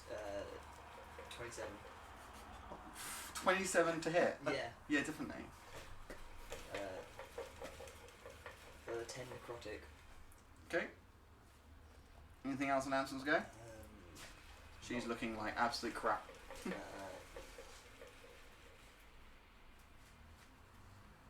No, say stop resisting, it will make it painless. Otherwise, run.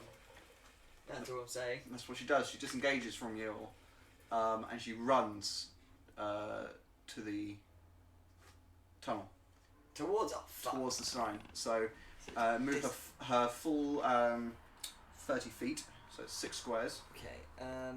Obviously, as quickly to the tunnel as possible. 1, 2, 3, 4, 5, 6. Yeah.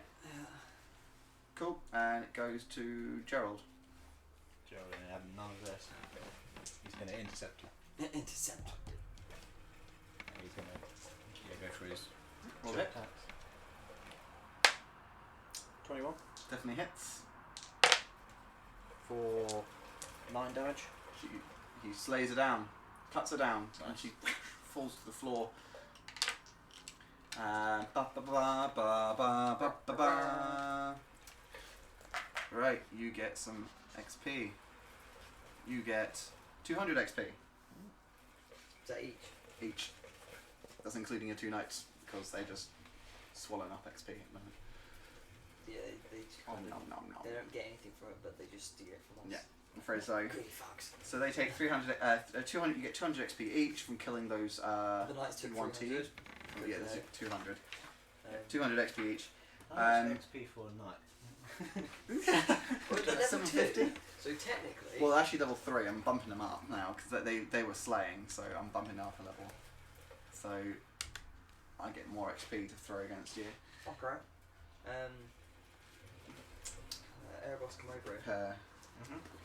I approach you. I'd like to attempt a medicine check to see if he's poisoned as the condition. Yep. For a 21 to see if he's poisoned. The poison is working its way into his body, but it seems to be a slow-acting poison. You can try and use a medicine check to get it out of him. first attempt at medicine check for a 16. Take it. Yeah. You administer some like thing, and you get out the poison. Okay, Thank you kindly. that's alright.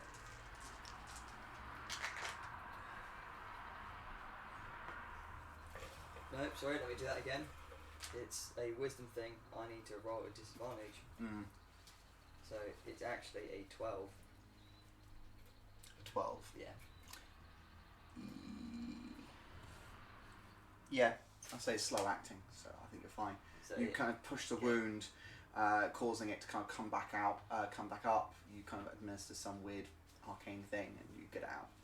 That's fair. So you are no longer poisoned. Cool. Thank you. It makes a difference. Cool. Okay. Now any follows. Do you want to have a look at the... Okay, so there's a shrine is in front of you. What do you want to do? Do you want to have a look and see what the things we've got? We're going to search the corpses. Okay, so roll investigation. Investigation. 20. Not 20. Not a nat 20, unnatural. 12. Right, you find 4 scimitars, 2 short bows. You find 4 vials of poison that do 2d6 on hit. I don't think you can really poison a warhammer, can you? Doesn't really make sense. Not really, I'm afraid not. No. That's fine. No, you've got knife though, poison them. What weapons have you got on you? Javelins and warhammer. Okay, so how many vials of poison was it? 4? 4, yeah. 2 per archer.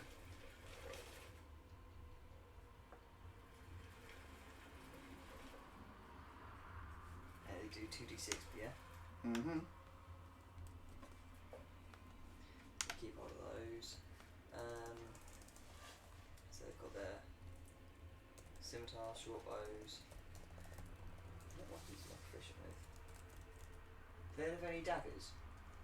Scimitars. No, just scimitars. Yep. Boo. Alright. No. No is the answer to that. I'm going to leave the scimitars unless you want them.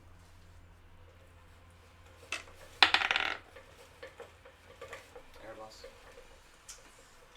Do you want them to like sell again? I like the panic as he goes, she just rolled something. Yeah, might as well. Yeah, I'll put the, was it 4? 4 scimitars and 2 short bows. Yeah, I'll Mhm. put it in the cart. You can sell them on later. Yeah. Sell them on later on. Makes sense. You see at the entrance of the tunnel, which kind of like extends from the mountainside, half-rotting wooden door. Okay.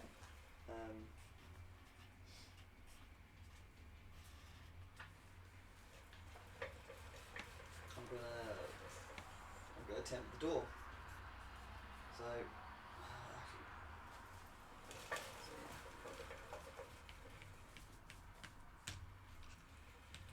so about is that there the door?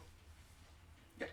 Alright, I'm gonna attempt to open the door. It's rotted, you can see through it. I can see through it. It's half-rotted, yeah. Does it push open? Is it? Yeah. Yeah, just go push it open. Is it light inside? Is it dark? There you see that there is light coming from inside it. Prepare for more of them. Cool. Right. What we do is we're going to extend the shrine this way. So just pull that forward. Sorry. And then watch out for these. Because I'll need these. And then where did the pen go? Magic marker. Magic mark. Right. So We've kind of inside the shrine. You see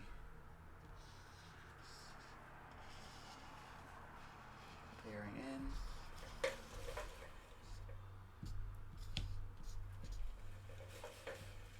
And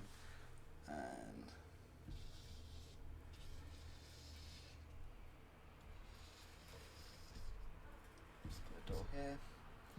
Put a large room. Put a room here. here.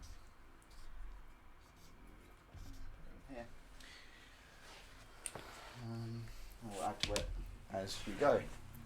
So that's what you immediately see. So the first door is here. And I'll put there's a torch here, torch here, torch here, torch here. And then not that you can see it, but I'm just saves me getting up again.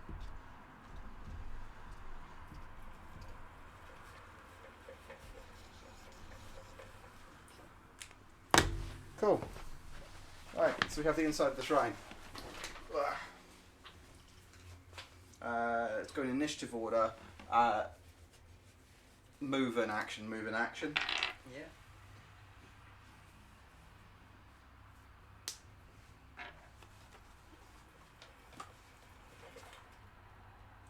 Actually, how are you looking?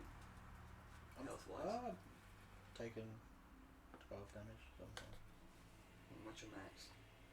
62. 60, so you're down to 50, 42. No, I'm on 60. 40, sorry? I'm on 68. You're on 60, right, what's your max? 72. 72, right. That's fair, yeah. Alright, let me know when you get to about half health. Alright. I'll say on bloody.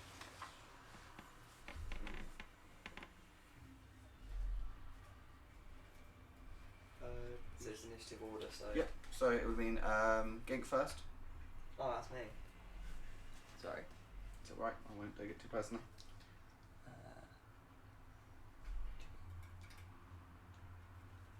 I guess Gink. No, I'll say Gink.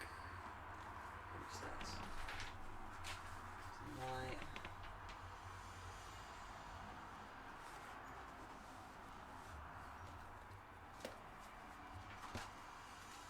I'd say Gink wouldn't go in first. So Gink will get there. Basically ready in action just in case anything happens. Okay. Goes to Erebos. Erebos. 2, 3, 4, 5, 6. I've entered. Right, Seven. you see lights and yeah, Oh, wait. it's all it's What I can do. There's a dash. Not a dash. 1, 2, 3, 4, 5, 6, 7. Okay. The door closed. you get up to the door and it's an iron wooden door and it's closed. Okay. I'll wait for the rest of the party. Okay. Cool. I am going to walk in. 3, 4, 5, 6. What'd you see? Wooden door with iron on it. Iron. Yeah. Iron wooden door. Okay. Does the is the door as dilapidated as the wooden entrance? No, this one's actually very pristine. Alright. We're prepared for resistance on the inside.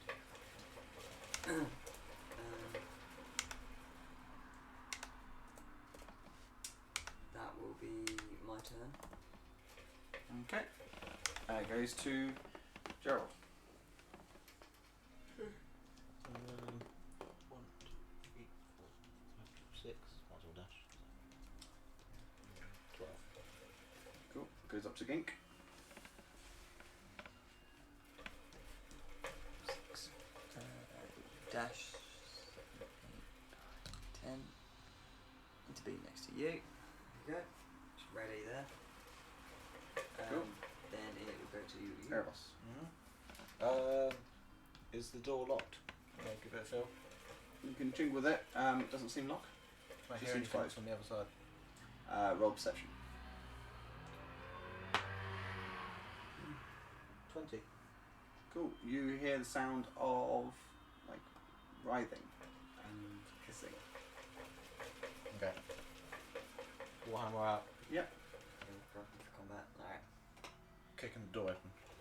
Cool. You kick the door open and you see this vast room with antiquated pillars and marble stonework with these torches lighting up from the various corners, and in the front, in the centre, is this very large, almost like this very large urn filled with snakes. You crash open the door. You step through. Cool. Upon the sound of crashing noise, you hear a sound coming from your left, in front of you, and behind you. It's sounds of claws hitting tiles, Okay. and then hissing, like a deep hissing. I'm gonna take one of the torches. What are you doing? Ah! And I put it in the pot. Why? Cool. You throw it, and you hear the kind of wailing and shrieking of these snakes. You then hear the and from the open door in front of you, you see this disgusting lizard beast with long limbs and long claws, elongated neck, kind of extrudes out with this large head that looks at you, and this long tongue. It's gonna. You also then see one coming out from the left, and then behind you. Let's roll initiative. Erebos got 3. Oh dear. Ansem got. I've got 23. Okay. Genk. What do they get to the dex? 0. 0, so it's 11. And Gerald. 8. Alright.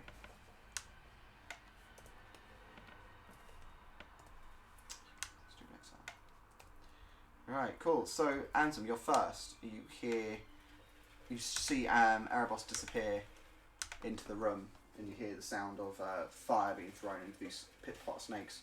You then hear the sound of lots of feet moving. What do you do? I am going to move 6, 1, 2, 3, 4. There's my 5 there, because I might regret this action.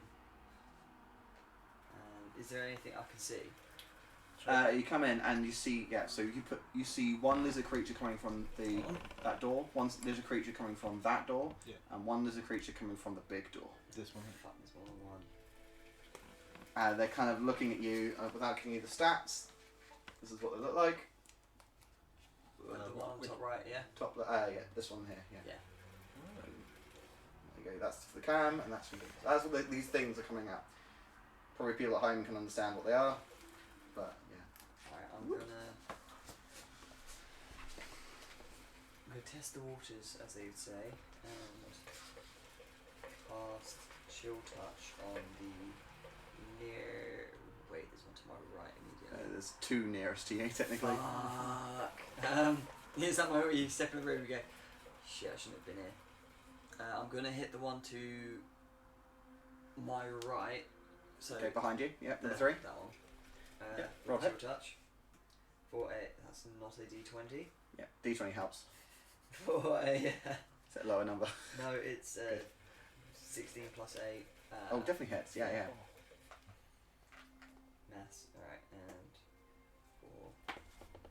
That's 7 necrotic. Cool. It kind of wails in pain, but then obviously it speaks in this horrible guttural tongue. This is. Anything else for Ansem? Right, you see there, kind of like look at you, kind of, and they go. The one closest to you just walks towards you. He's going to he brings up. Was it the one I just hit? No, the one by the first door. He's going to come up and he swings both his claws up. Just so you know, my AC is 13. One misses. Oh no, I've lost the dice. Oh no, there it is. One definitely misses. He scrambles to kind of grab you, and then he's going to try and bite you. 14. 13. One just hits. You take a big bite into your shoulder. And you take 8 piercing damage. Okay. The two closest to Erebos, however, are going to come in because you just hurt their little babies. So the first one's going to try and come in with 2 claw attacks. Both hit. What's your AC? Just check 14. Yeah. Cool. So the claws first. So 2 claw attacks. You take 14 points of slashing damage. Okay. I'm guessing it's halved. No. Oh, no. Oh, okay, Range. fair. Oh, you It's can not alright. range yet. Being over. Then he comes in for the bite, which hits, and you take 7 points of piercing damage, Okay. and the other one's going to do the same. So you take 8 more slashing damage, and 5 more piercing damage. Okay. I can't remember all those numbers. 34 points of damage. Yes. You bastard. From all of those. But it's now at least Gink's turn. Alright. Gink, get your ass in here! Quick! Guards! Guard me! So Gink's gonna... Oh, you've broken the law. 2, 3. Sorry. Realistically, Gink would go for Erebos to help, not me. Fair. Because she knows Erebos was told to look after him. I'm just a tag along. Yep. And Gink's gonna rapidly try Beat and the beat shit out down of this this one, yeah. Yep. So, I got a 1. Oh dear. A fumble table. That's a D100 Yeah, it is. for 50. Okay, 50 on a fumble table is that. Oops. Very clumsy. You fall prone. Huh. Alright. But you've taken the attention of Erebos at least. For the full price, so she can't do anything for attack, can she? No, she's used all her movement. 1, 2, 3 movement. Oh, she's only used 3. Yeah. She's got half left, she can stand up. Stand Half up. takes up, staying up takes half, doesn't it? Yeah. So you got, and And then she got a second attack. Oh, boom. For a 19. There you go. Plus 5, whatever, so 24. definitely hits. And it's 2d6 plus 3. That's not a number. That's 5 plus 3, 8. Cool. That's more damage on the one you previously did on. So it wails in pain as this great sword cuts along its scales. See this black blood start to drip onto the floor. Anything else for Gink? No. No, it goes to Gerald. Who's going to come in? 1, 2, 3, 4. He's going to pull out his heavy crossbow. And launch a bolt straight into this guy over here. Cool. Yeah. My beats in my head. Calm down. Oh no, come on. Gerald. No, 1. 5. Oh, it fires over his head. He only gets 1 attack with the crossbow. Yeah. Oh, 'cause it's loading, isn't it? It's Yeah. not possible, yeah. Fair enough. Okay. Goes to Erebos. Cool. Enter rage. Yeah. I'm going to attack this one in front of me. Cool. Okay. Recklessly.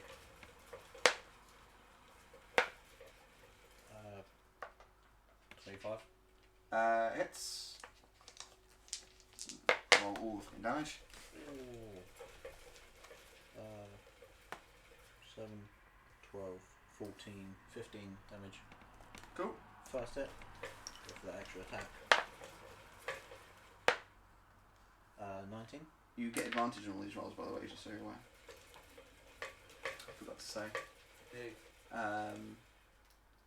Which in general, are they recklessly attacking? Yeah, they are. Oh no.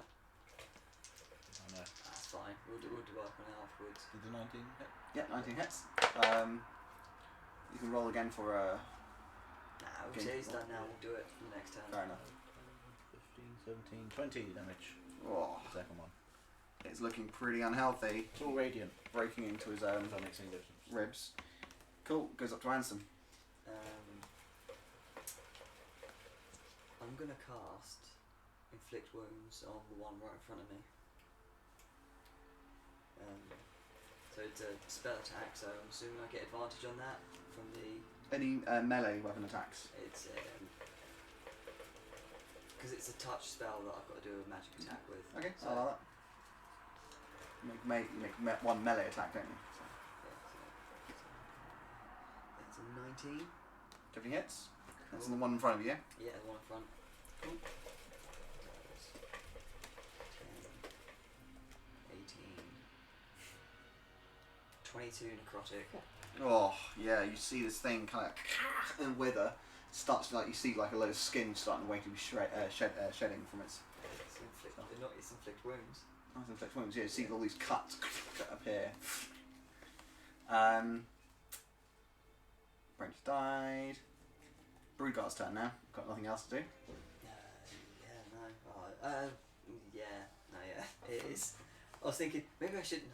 No, I'm stuck in a corner essentially. I can't just walk away. Well, this Broodguard is gonna wail on you then. So.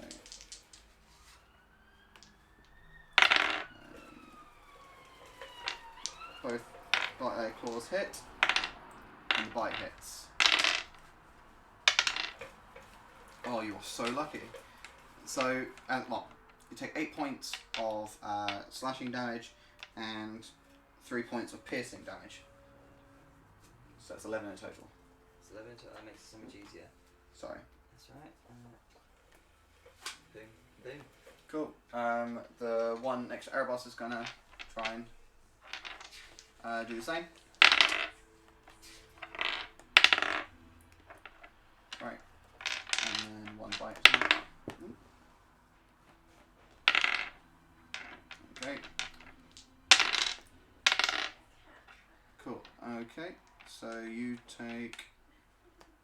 Where is it?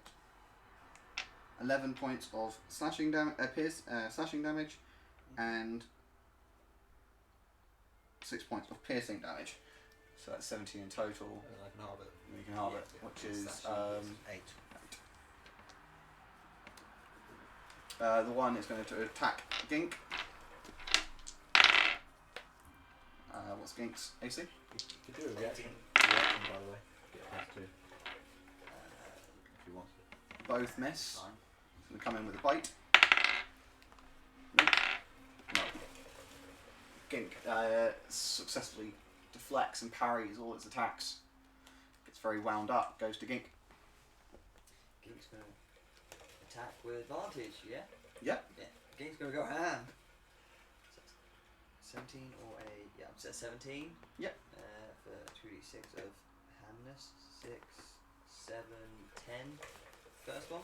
Oh, 10 points of damage. Nice. 17 for a 24.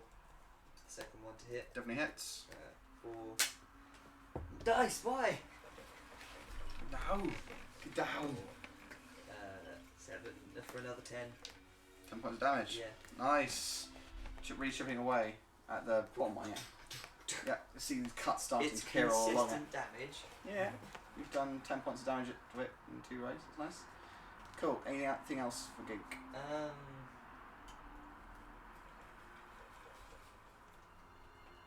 Nah, that's it. Right, cool. Gerald.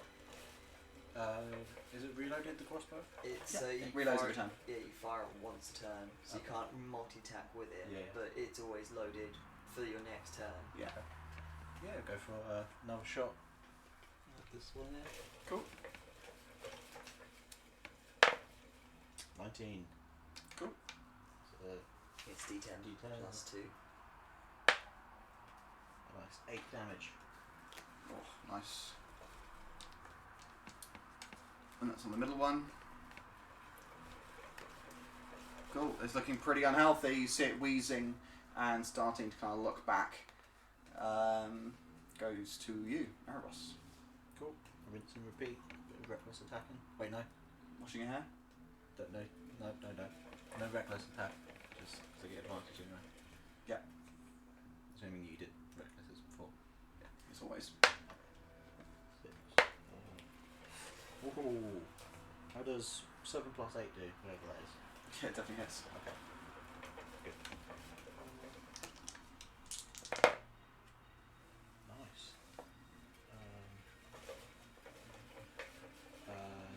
27. 27 damage. Yeah. Holy crap. Yeah, you, which one's on the one in the middle, yeah? Yeah. Slaughter him. How do you kill him? I'm gonna whack him from his right side and try and get him in the pot, so he burns it. Oh, from his left side? Like how the figure's doing it. Yes, left side. That's his right side. Yeah, he's in the pot, and as it's on fire, he's like, and he just like dies.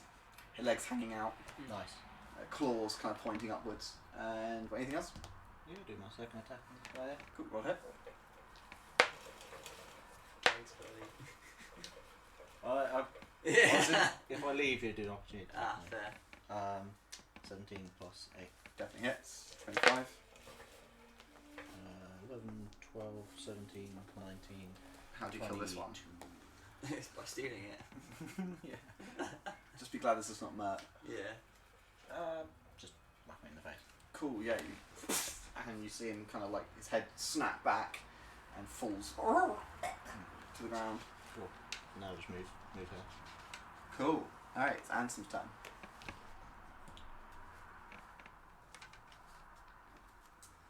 I'm going to get a bit creative, I think. Methinks.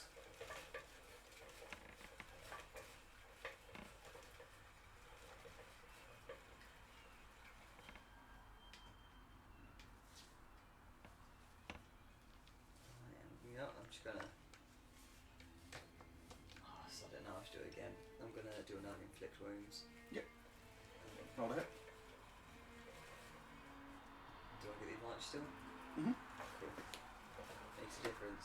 So unnatural 20. Yep. To then do 5. 13. 15 necrotic. Cool. It's on death's door. It's still alive. You see all these cuts and scrapes previously where old scars were now opened up. It comes in. It's going to try and beat the shit out of there. Ansem. Both claws come in. Ooh. 9 points of damage from his claws. And 7 points of damage from his bite. So that's 16 in total. Cool.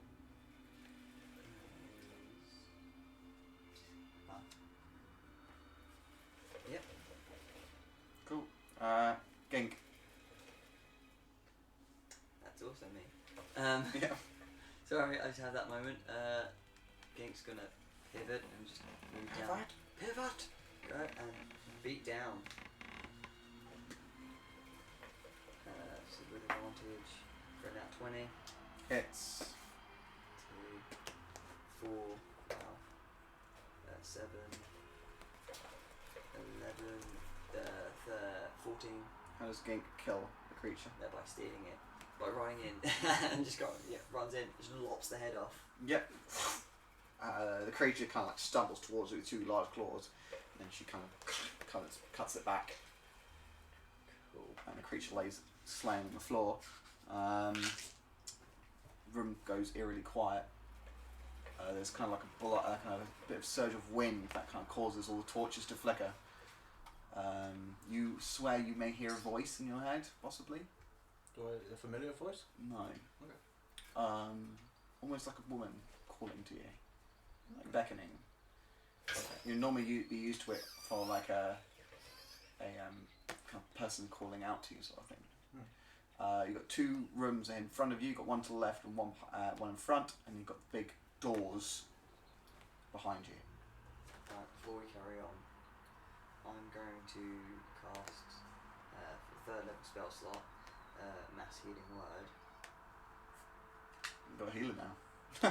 Well, it was great. It's that time. Yeah, it's like the whole Master of Life and Death thing. Mm. So I can choose up to 6 creatures. I'm going to target basically the last 4. Mhm. And they get 1d4 plus my spellcasting modifier hits back. So it will be 2 plus 8, so you get 10 HP back. There you go. Nice. Is there any rocks on the ground? I guess there's like loose stones. Okay. I'm going to pick one up with my glutton fork and eat it. Yeah, nice, cool. You got like an apple size worth of marble. Yes! Oh, nice. 10 HP. 10 HP. So that's 20 you've got back in total. Yeah, that's what the tank needs. Alright. Alright, I can't do that much more, so try not to get hit. I'll try. Right. You've got these 2 rooms and the 3 and the 3rd with the big doors. What do you want to do?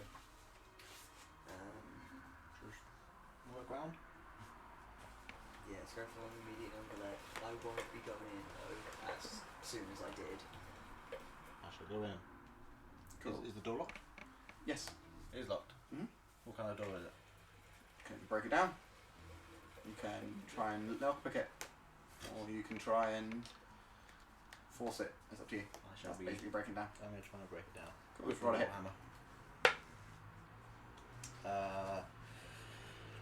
25. Oh yeah, it definitely hits. You bring up your warhammer, and the door flies open. Nice. The lights shine, and you see there are 2 chests. Which you find. Are they licking their lips by any chance? The chests? Yeah. No. Where are these chests? They've got like little ducks on. Both at the back. There? Mm-hmm.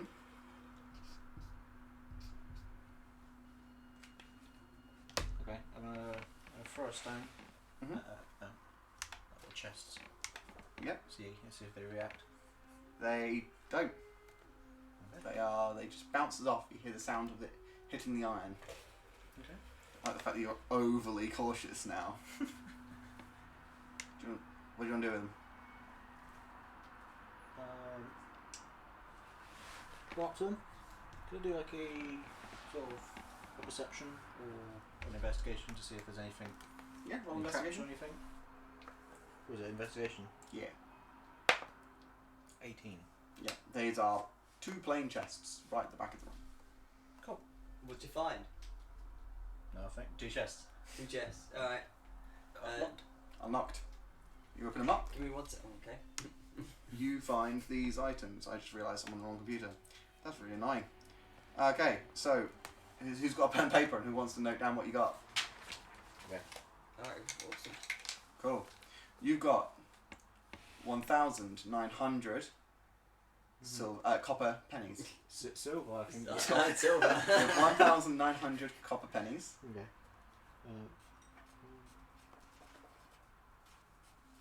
Cool. 1,600 silver pennies. Whoa. Keep going. You got 90 gold pennies. Okay.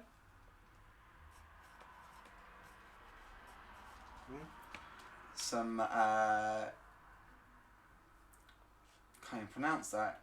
Chrysoprase. CHRYSOPRASE. Basically, I think it's some sort of gem. So gem. Hold on 1 second before you write that. Put assorted gems. Okay. And they're worth 200 gold together.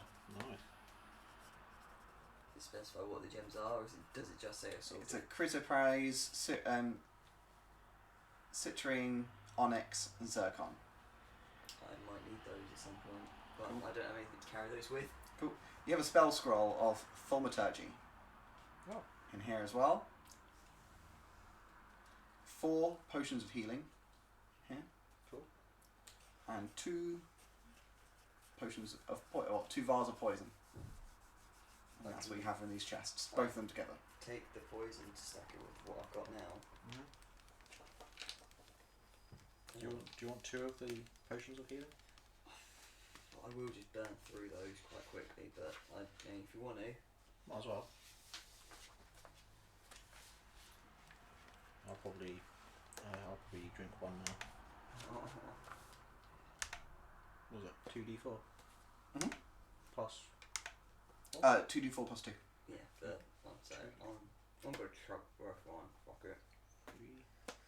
2, 2d4 plus 2. 3, 6, 8, 8. 3.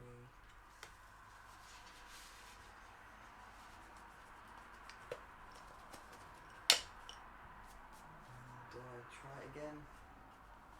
I've used both of mine. Did you take a lot of damage in that? Yeah, I think I was on like 18 or something. So it's quite a Okay. lot. But I'm now back up to 51. Yeah, I'm going to pop my one as well. 4, 7, That's 2, 9, 32. Nice. I'm on a reasonable amount of HP now. I can tolerate that. Alright. Next door. Mm-hmm. That'll be the next one. Right, you wanna... You go first again. Yeah. Is it locked? Right. Do you wanna... No, the door opens easily, and it's a very small room, and it contains the skeleton. Just a skeleton, and it's wearing a robe. Do you want me to investigate the robes? Yeah. I'd like to investigate the skeleton. Yeah. For a 22. Cool. You find a wand of war magic. Wand of the war mage. It's +1. Nice. This seems familiar. But I can't quite put my finger on it.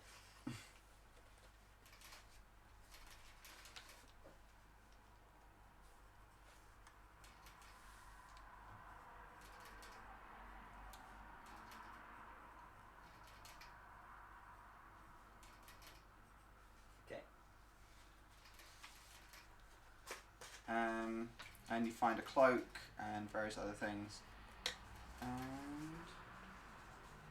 yeah, I'm Cloak trying and to various other things. find like you find probably about 10 silver on them. 10 silver here. I'm trying to find a thing, but it's not going to give me it.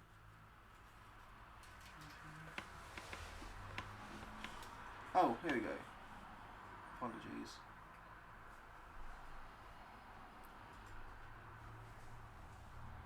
Find a book. It's looked quite exotic. It's written on like silk pages and bound in carved wooden plates.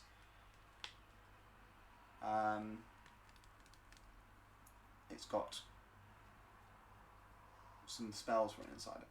Ah. We'll probably make a fortune with this. They tend to be quite expensive. Mm. Do you want to hold on to it? It's quite a heavy book. Yeah. I'll hold on to it. How much is it worth? Well, to the right person, about 50 gold. If not more.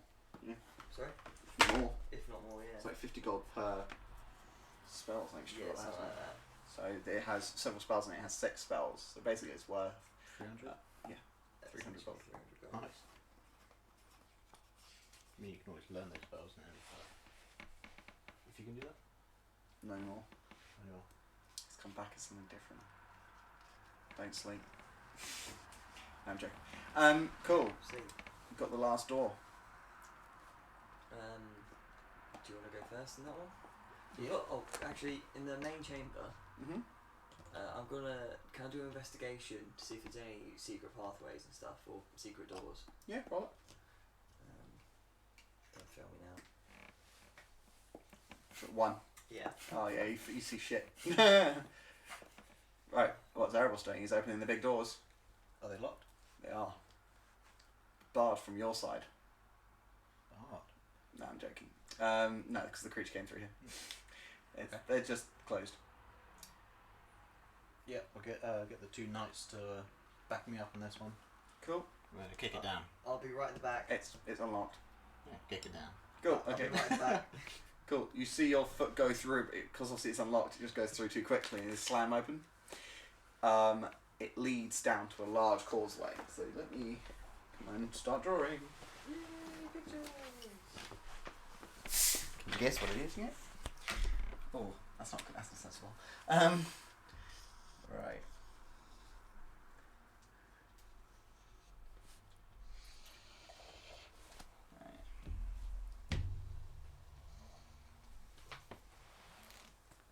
What's here?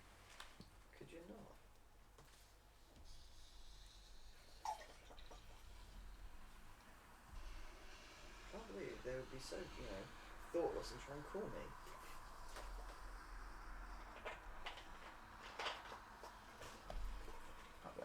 something nice.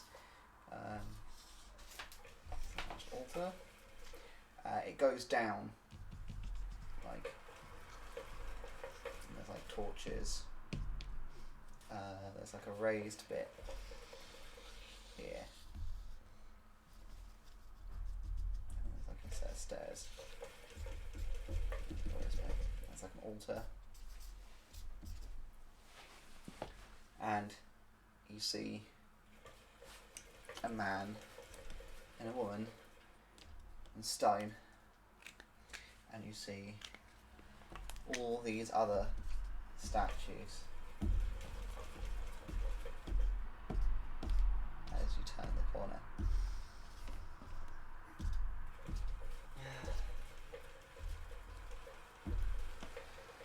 Oh, my back. That was a hint.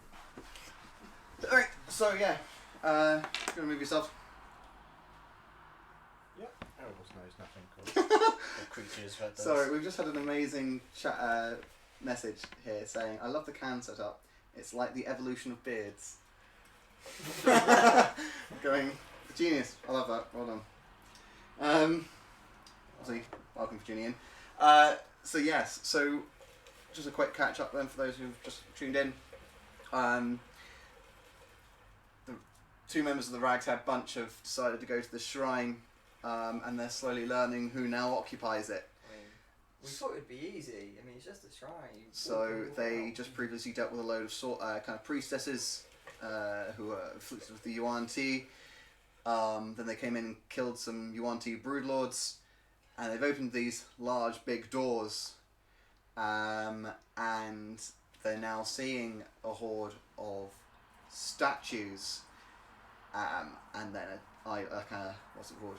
A diadem. It's not diadem. That's not the right thing. Fucking altar. That's the word I'm looking for. So that's how they're doing it. So, right. Let's go with Erebos. You were last. You just kicked the door open. Next, it would be Ansem. What'd you see? Statues. Nice statues. Are they doing anything in particular? Like, are they just ornate statues of dancing? Or do they look like people are running, fighting? I shall do a perception. Because my eyes are fantastic. Ooh. It was a nice 2. Plus 5, 7. You see the statues immediately in front of you. What closest one to you looks like an adventurer running towards you, and then it is in stone with its head kind of turned back. There's others kind of just like wincing. There's others with like swords and shields out, ready to get kind of attack. Looks like some sort of avant-garde artwork here. I think we should investigate. Can I do a arcana, or just a general knowledge to know? Do Medusas hang around with the Yuan-Ti a lot? Yeah, roll it. So it's just a general intelligence. Mhm. 1. You think, yeah, there's a weird link here. You don't know what the link is, but you think it's weird. Like you think there is a link between the Medusa and the Yuan-Ti. You think, yeah, maybe this Medusa's like right behind us right now, or it's following us, or it's now just sealed the way out. Hey, could be right behind us right now. The turn around. Roll initiative. No, I'm joking. And you're dead. Yeah, because you roll a Constitution saving throw, and I think the saving throw is 17. Anyway, but Anyway. yeah. So All right. Well, let's I'm investigate. joking. It's not that actually. That's not that difficult. It's way easier. It's easy, but the problem is you fail it. No, you go. You see who's going in. I say we investigate. Do you want me to go, or you continue going first? Well, I don't mind going first. Yeah. Gink kind of gets impatient with you deciding and goes first. There. She walks into the room. So you want to move yourselves, probably just at the foot. 4, Yeah. 5, 6. Or we Yeah. did 3 movement, but then. Move you all to where she is roughly. You turn the corner Stand back. and you see the two main figures stand out to you. The 2 figures right at the altar. You see a man with kind of a shield raised above his head, with its eye peeking over it, and you see the shield glimmers in the firelight. You also see the Medusa kind of like, kind of with its snake kind of head peering at it. Both are in stone. Oh, the Medusa's stone. What a dopey fuck. With the mirror, kind of, she's staring at the mirror shield. I've heard a tale like this before. Yeah, take the shield, man. Can you use the shield? You should be fine, yeah. Not really with a warhammer. I mean, I could pick it up anyway. I could try and carry it, I guess. Hmm? Oh no. So what are you doing? No, because I'm not proficient with those. Just take it with us. Yeah. Okay. So there's no threat around here. You go up to the man and you see the shield is made of stone as well. And the reflecting flickering was due to like this watery kind of dripping off the top of the cave. You look at the man and you see this necklace lying right obviously around his neck. It's also made of stone. As you come up to the altar, you see that in the altar is this safe. Do you need a hand? The Medusa is made of stone. Yep, he's made of stone. The mirror, the shield, it looks like it's mirror, it's made of stone and it's made reflective by the water dripping off it. Okay. You see a Just for safety, can you break the Medusa, please? Yeah. Why not? Because I'm just not. I'm gonna smash the Medusa. so roll a hit. Yeah. You just after you've hit it, don't look at it until I say so, just in case. What's Are you hitting it 14? recklessly? Plus, it's just 14. just 14? You bring up your hammer and it starts to crack, but it doesn't break. Extra attack. Yep, roll a hit. Wow. Even worse. It was Okay. 11. You don't seem to be doing much damage to this Medusa. But might do the right thing. Gink offers you a hand. Keep down. I think the other one's Medusa, the black one. Oh, this. I just assumed because that was a shield. Oh right, no, yeah, fair enough. That's the Medusa, yeah. This one. Oh yeah, do it the other way around. I don't mind. I just put them. I put the Right, figures so there. Gink's gonna go ham for a 19. Cool. She slices off its head, and the stone thing just goes and rumbles. You see the man in stone start to kind of like start to come back alive again. And he goes. Can you bring me over? He goes. Yeah. I've been there for so long. I know the feeling. What year is it? What day is it? Good question. What month is it? Erebos. What day, year, month is it? I'm just gonna pull out my handy calendar here. Yeah, it's fun halfling March. Got a few of them kind of just frolicking at a pond. That's the picture. It's the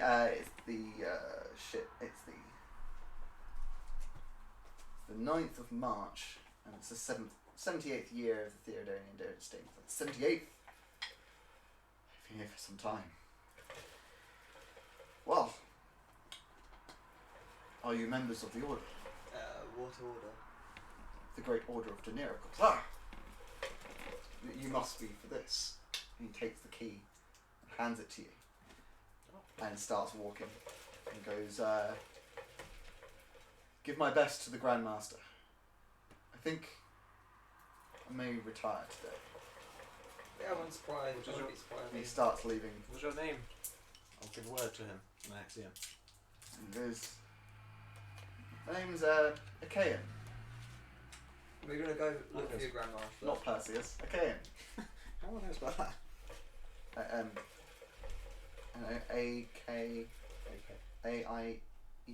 I don't know. Are you going back to your grandmaster now? No, I'm going to find somewhere to rest, I think. I've been standing for some time. I think I just need to get up to date with what's going on. Fair. So what I did is just kind of take it in your stride and just wing it. It's fair. Maybe we'll head back to the Grandmaster. Tell her that we send our regards and So it's your names. Apologies. You said rude. my name is Ansem. He might remember me. I'm sure I'm the Erebos. Can you tell him Pleasure. the item he wanted me to get? I kind of destroyed it by accident. Was this an evil item? Yeah. I'm sure he would have preferred that. Yeah, but I think he wanted it to look at first. Okay. Well, I will send my regards, and I'm sure he will contact you as well. Okay. Bows and starts leaving. He's handed you a key. Cool. Plonk it in the safe. Cool. You open, kind of click the safe, and you open it up. You find a little box, not too similar to your current box, and you find 5 cards. Ooh. What on the cards? On the cards, you've got the one that's called the Fool. It's kind of like a picture of a silly jester.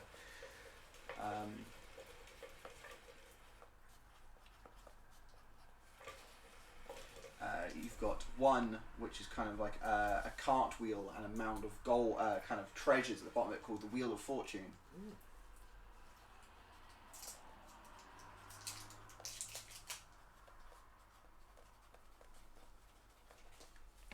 One that's got a picture of Avencia on it. It's just called The World. And basically extended empire as well. Okay. So it's really basically the first map I drew. Next one's you see a powerful wizard on it called the Magician, and it's called the Magician. Thank you. And last but not least, you've got this powerful Empress, kind of strong and radiant. It's called the Empress. She's carrying this beautiful weapon. Nice. Cool. 5 out of 22. You want to roll? Cool. That's it for this thing. For the puzzle, I would say got that pretty easily, so I'd say about 150 XP each. Oh, nice. We get XP for puzzles? How much was the... Well, if you would have killed Medusa, you would have got 2,300 divided by 4, but you didn't actually awaken it, so you're fine. There was a way to wake it up? Mm-hmm. How would you do that? You stop her sight from the mirrored shield. Oh my god, we were so close to getting killed! Actually, it's within your hard to deadly counter. So you would have actually but fought. we're idiots. That's very true. So how much? It was 120 each. 120. How much was those 3D over there? I gave you that one, didn't I? I've just got the 200 from those Those, boosters. yeah, we haven't actually got the... Oh, I did not. Apologies. It is 337 XP each from those brood lords. I think we're done in this area, so we might be able to start heading back. Yeah. At this point, I'm gonna do something quite shady. It's to myself though, so. Okay. Alright, so I'm going to inscribe on my right arm. Yep. A necromantic rune. Okay. And halfway through I travel back, probably collapse down in agonising pain as all the flesh kind of just peels off my right arm, leaving a skeletal hand. What you doing there? It's no encounters on the way back, so this is literally just happening. Yeah. So, do you want to explain? So it was the rune I inscribed earlier when we were leaving the temple. Mm-hmm. Basically, this is the next step in my craft, let's say. Okay. Helm of telepathy. I want to know what this craft's all about. high level or deep level? Oh yeah, I'm gonna get as much information. All right, roll wisdom saving throw. I think it's there. Now 20! Oh. Get fucked! Yeah. Still get some basic stuff though. You get some basic stuff. It will be the, it will be fat, ow, ow, ow, pain. No. Ugh, I don't want to imagine that. Yeah. Ugh, ugh, ugh. But basically, I'm being outright honest. It helps me cast better. And It's a whole like trade off. I can also use it to inflict damage. Okay. Sounds good to me. It basically just lets me be better at what I do. And Cool. So you bring back your 5 cards. I will add the 5 cards to the thing. We're gonna have a quick 10-minute break, and then we're back for our campfire jabbering section, which is basically you can ask questions to our players, to myself about this episode, previous episodes that are on our YouTube, Liches and Witches. And yeah, you can ask questions in the chat. If you've got any questions, that can go into our little handy form as well, which I'll put in the chat box. And we'll see you in 10 minutes.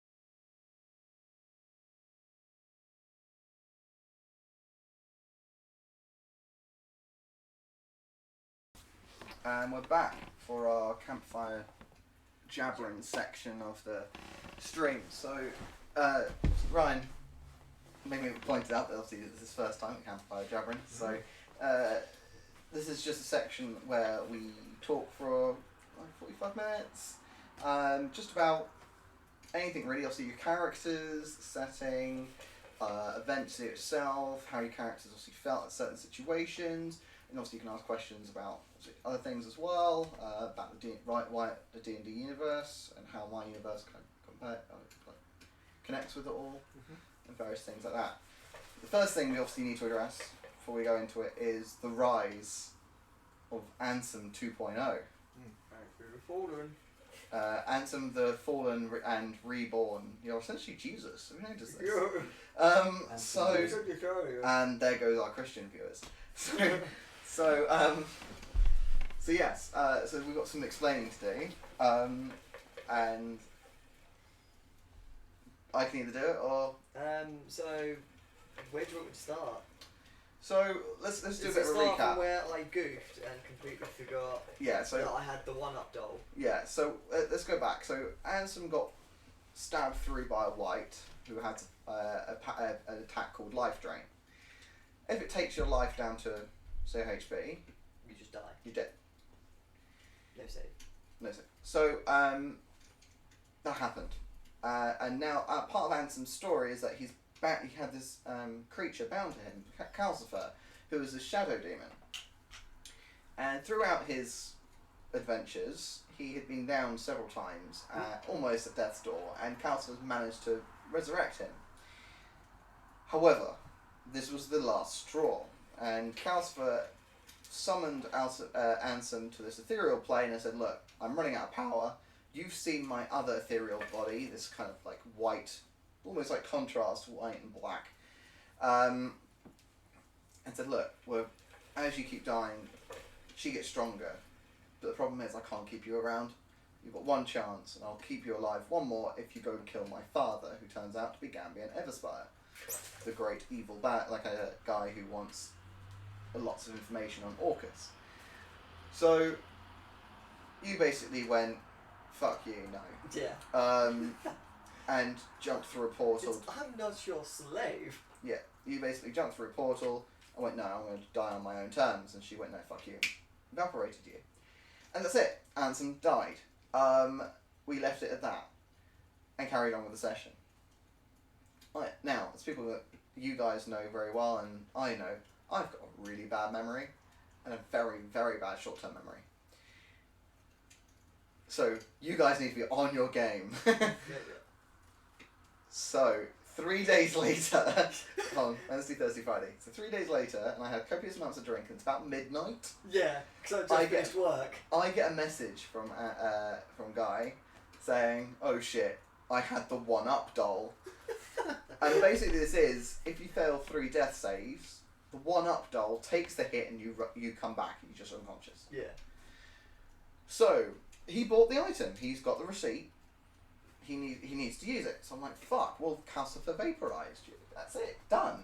I'm sitting there going, well, I'm not going to be like that. You know, it's my own fault I didn't remember. So I was like, right, okay, give me the weekend. I haven't thought about this. I'll have a think. One, I need a day because I hangover and I'm old, so it's going to last 2 days. so it's Sunday afternoon, I think it was. Sunday afternoon. I started kind of thinking, alright, I've got a plan, and I think I'm happy with this plan. So this is how it happens. Calcifer's in the room, offers the last deal. Ansem says, fuck you, no way. And attempts to jump through the portal into the ethereal plane. Calcifer goes, no, fuck you, and vaporizes him. This conflicts with the haunted doll. So as he's getting vaporized, the haunted doll is going, no, I'm going to resurrect you to the mortal plane. And there is some sort of tug of war between being destroyed and sent to the infernal plane, actually the abyssal plane, because she's a demon, and the haunted doll saying, no, I'll bring you back to the material plane. Well, if they're pulling like this, it's going to meet in the middle, in essentially limbo, purgatory. And I'm sitting there going, right, okay, I like that idea, that he's stuck between death and life.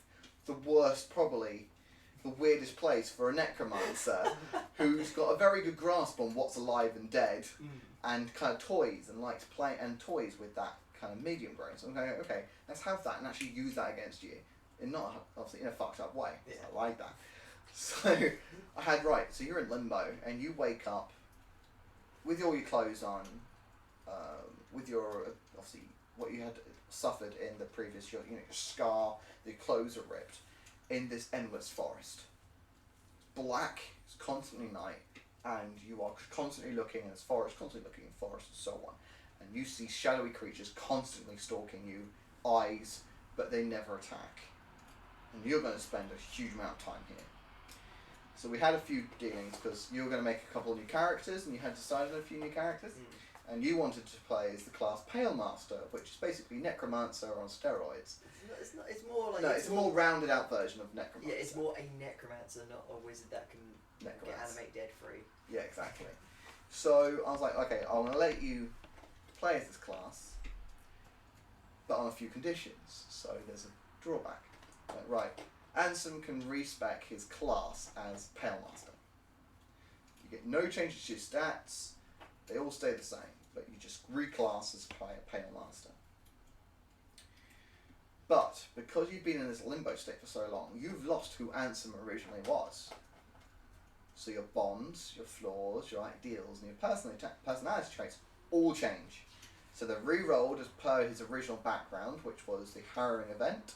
Amusingly, this is kind of like your second one, so it still works. Or you can just make him up as you did. So yeah, I did, because I couldn't get anything from the harrowing event that would match it. The closest I could think would have been Hermit. Yeah. Where they deal with the isolation. And that's where I got like one of my, I think it's my personalities, the oblivious to etiquette and social expectations. I took that straight from the Hermit background, because I thought, that's good. And then I made up the rest. And I actually named the background Perpetual, because I was in limbo. Yeah, I like it. But because he's in limbo for such a long time, being stalked, he's going to go mad. So I'm like, right, well, you've respected your personality, which is a bad thing, because you grew to be accustomed to the personality of Ansem. Now, you need to roll your madness. And you roll the paranoia. Yeah. So he's now paranoid. That's his long-term madness. Now he can seek help and bring it down to a short-term madness and then to a recovered state. But it's a lot of effort, a lot of money, and it will go over time. Yeah. But the amount of time you spent in limbo, which was countless years, will probably have to be matched in real time, in real Earth. And that be, we'll be old by that point. Yeah. So, yeah. And we thought, right, well, that's where Ansem is now. How the hell do we resurrect him? So And this is where I left that bit to you. Yeah, so my thinking is, Ansem at the time, as a wizard, goes, I've got as a very intelligent wizard, I'd go, alright, I've got a grasping of like the planards and how the planar map works roughly, and I'm somewhere in the middle. Now at some point, I've got to be close to a barrier, close to an edge where I can force my way through, where it's, it's that kind of bit where they're parallel, that's the closest bit there, and then they deviate again. So, I'm assuming the entire time I was there, I was looking for that specific point. Going, I've got to find it, using some arcane bullshittery of going, that's it there. If I just pump everything at that point and run at it, I can tear it open and just get through. Cool. So that's really, it's quite lucky that I explained the tear at the start, because that was like, I'm happy with that now. So yeah, and then he comes out, and because he's transferring across to different planes, I thought, you know what, I'm going to, you've lost everything, because you would have had that as a character as you were blown up, essentially. Yeah. And then you were destroyed kind of like Thanos style by Calcifer. That feels good. And yeah, you came back to the material plane, so I felt it was only right for you. Hopefully you weren't too upset by me literally just it's fine. putting you in. Like, It's only all the gold. It's only like all the gold and all the silver. And my purse holding. And the person holding, exactly. So that is how Ansem came back. That was the that's the short of it. So how did you... So, question to you was, how did you feel about when, obviously, hearing about how Ansem was coming back into the world? As a player? Yeah. Either way, player or character, I was very surprised. Yeah. I was not expecting that. I said to Guy during one of the breaks, but when you said like a gold comet coming from the sky, I thought he was going to be like a gift, like coming from outer space sort of thing. Amusingly, that is tied in. Oh no.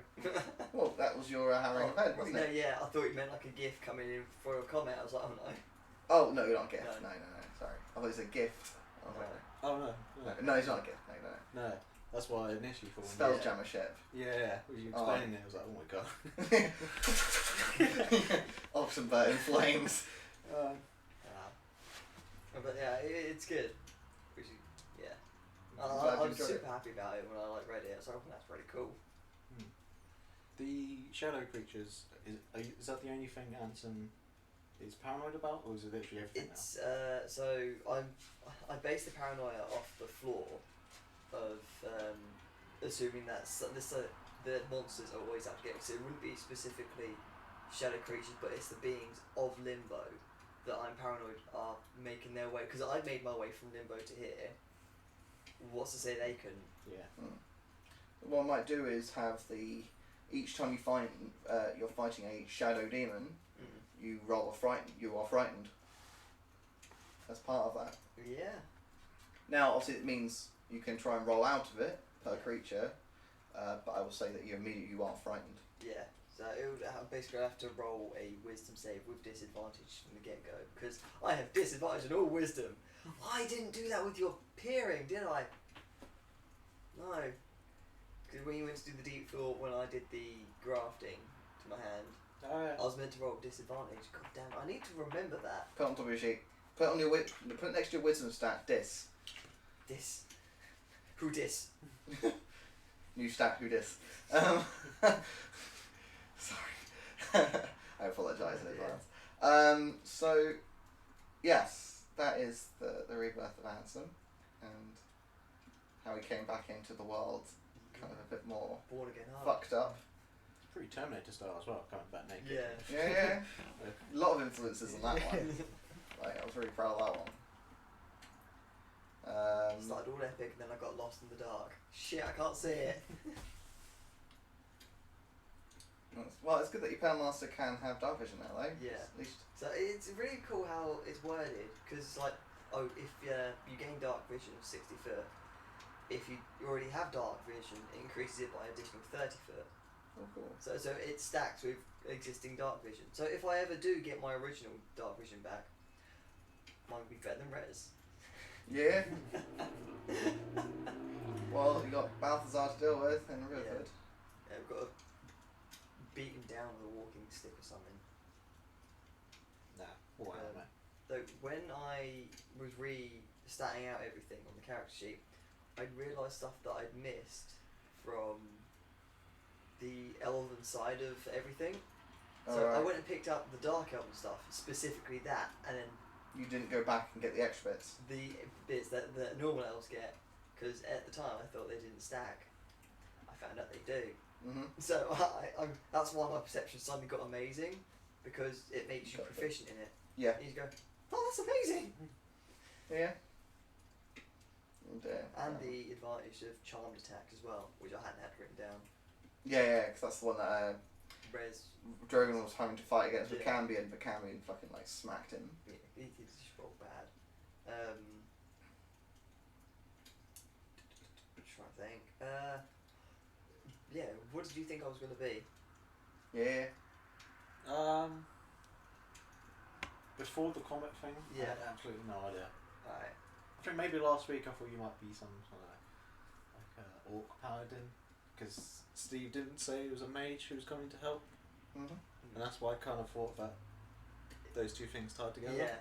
To be fair, I had assuming no that's- idea what it was going to be, so I was like, I'm going to leave it really open. Yeah. So I'm assuming that's how I originally was meant to be coming Yeah. back, And but then I had to wing it because so I turned it into a side quest because and linked it to the main campaign. Because Yes. yeah, it's the 3-day remembering going. Shit, I had the 1-up doll, and I only actually remembered that purely because my older sister, Sadie, has these little voodoo doll things. Oh, so you looked at it. And I looked at it and I went, that'd be a cool item. That is an item. I own that item. I died with that. Oh my god. So is There that... you go. So you owe Sadie the life of your. No, I don't. Yeah, don't. she'll be living off that for a while. But yeah, no. What do you think of the new personality that I'm doing it with? I like his kind of sheepishness. So how I've done it is how original Ansem was lawful evil. I've taken him to true neutral now. So I'm playing it as the middle ground. The true neutral. Yeah, if you attack me, I'm going to kill you. But if you don't, then I won't. Yeah, I like his kind of he's almost very kind of wary. Yeah. And kind of obviously sensitive, but it's a bit more kind of where Ansem was like whatever, Yeah. kind of push away. You're like, oh, now. Yeah. A bit more open. Yeah. It's difficult because I sat there for a while like, alright, how can I play it? Because I can't just rock out the limbo horror that it is and stay the exact same. So it's basically taking it like it's Amnesia, where I just don't remember. Yeah. I'm not that person anymore. I can't be that person. You guys watchers of Doctor Who? Not for many years.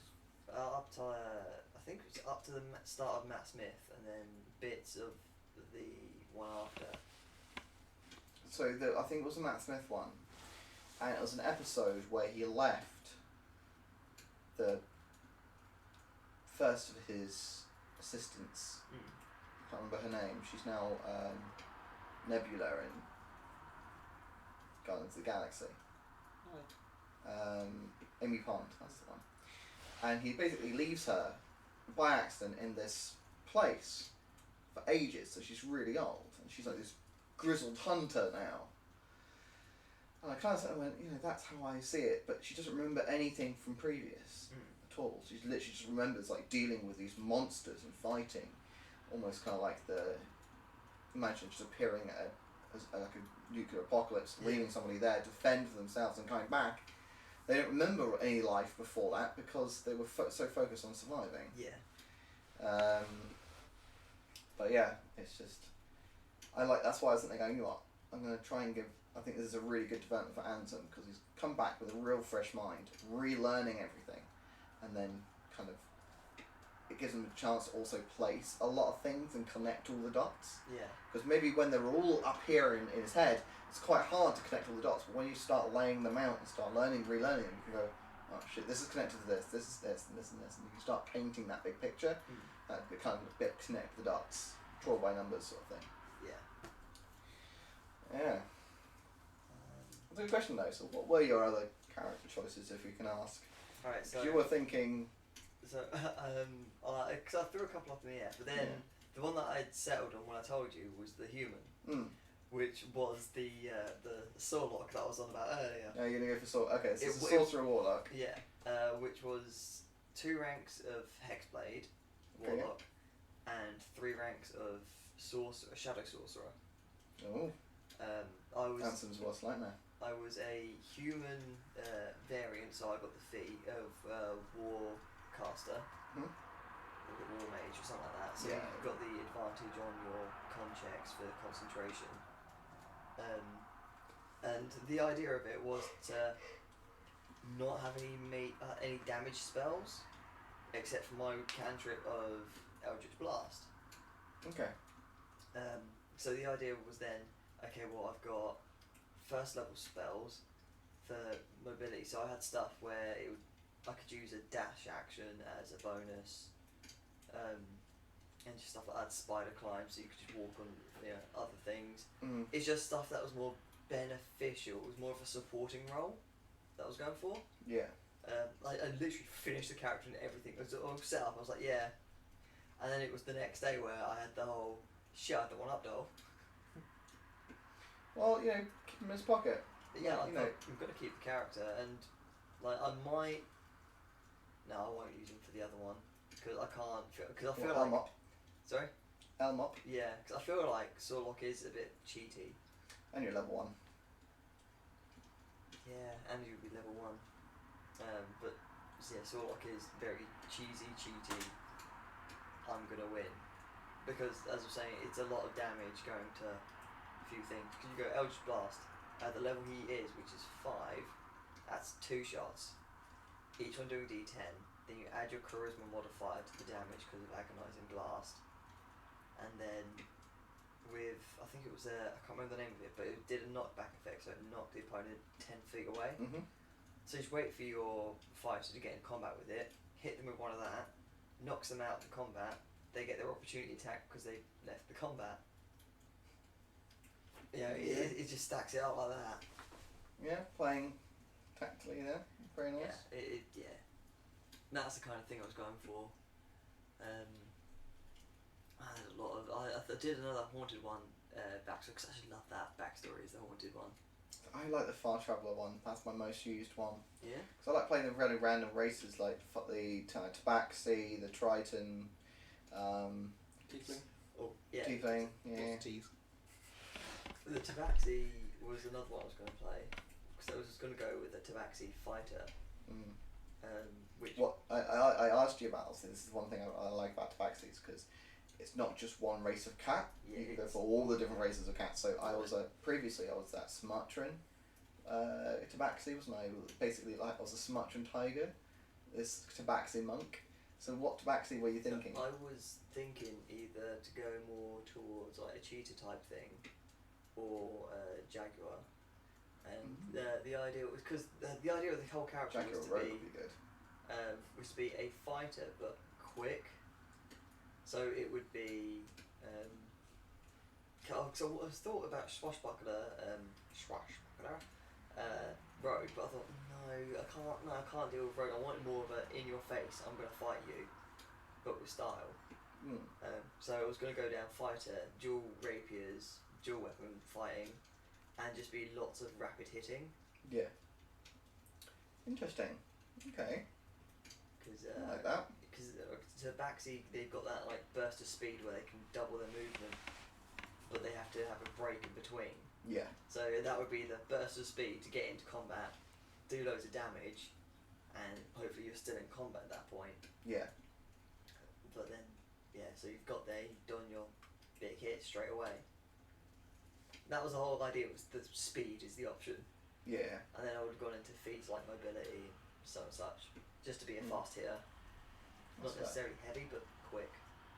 I would want to build one day a Tabaxi paladin. That'd be a lion. Just call him Lionheart. Oh my gosh. And then make him as much of a Care Bear as possible. Oh my god.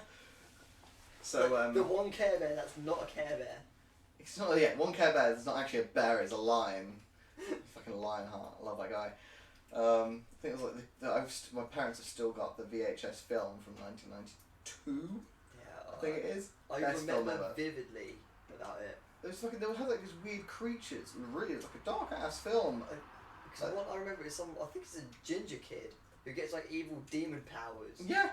Yeah. This is the cartoon, and like everyone's like really really sad, and then they go and deal with it. And they have to go to this weird land, and they find Lionheart, and then they fight these large creatures, and they get help from a boat, and they have to kind of like strip each time they want to do their thing. It's very weird. If I remember the boat goes up like a cloud waterfall or something stupid like Yeah. that. Yeah. Yeah. So yeah, it's a fucked up film. I love how this turned from talking about D&D to Care Bears. Well, they're both very very entwined. Yeah. So my question for you guys would be, what would be your next priorities now then? That kind of got it's a bit shaken up. You've had this weird kind of time bit where you've kind of got yourself a time limit.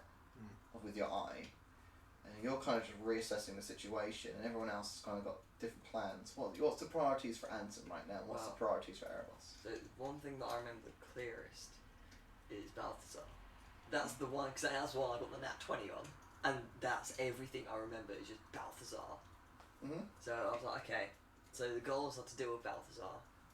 He's affected Erebos, who's my friend, and not like slave, like I originally thought he was, but he's now a friend. So that's a big difference actually, because old Ansem thought, yeah, you'll work for me. Newer Ansem's like, no, we work as a group. So first things first is to beat down Balthazar for fucking up Arlo's family, for taking everything from us, and for hurting everyone else. And then I've got my two names, who I've got names but no faces, of Calcifer and Gambian. I'm looking forward to the Gambian. I'm probably gonna die, because because the last thing you know is he was travelling north. so his big drawback from this is I don't have a counter spell anymore. You don't have a Calcifer either. I don't have a Calcifer either, but you know, it's probably for the best.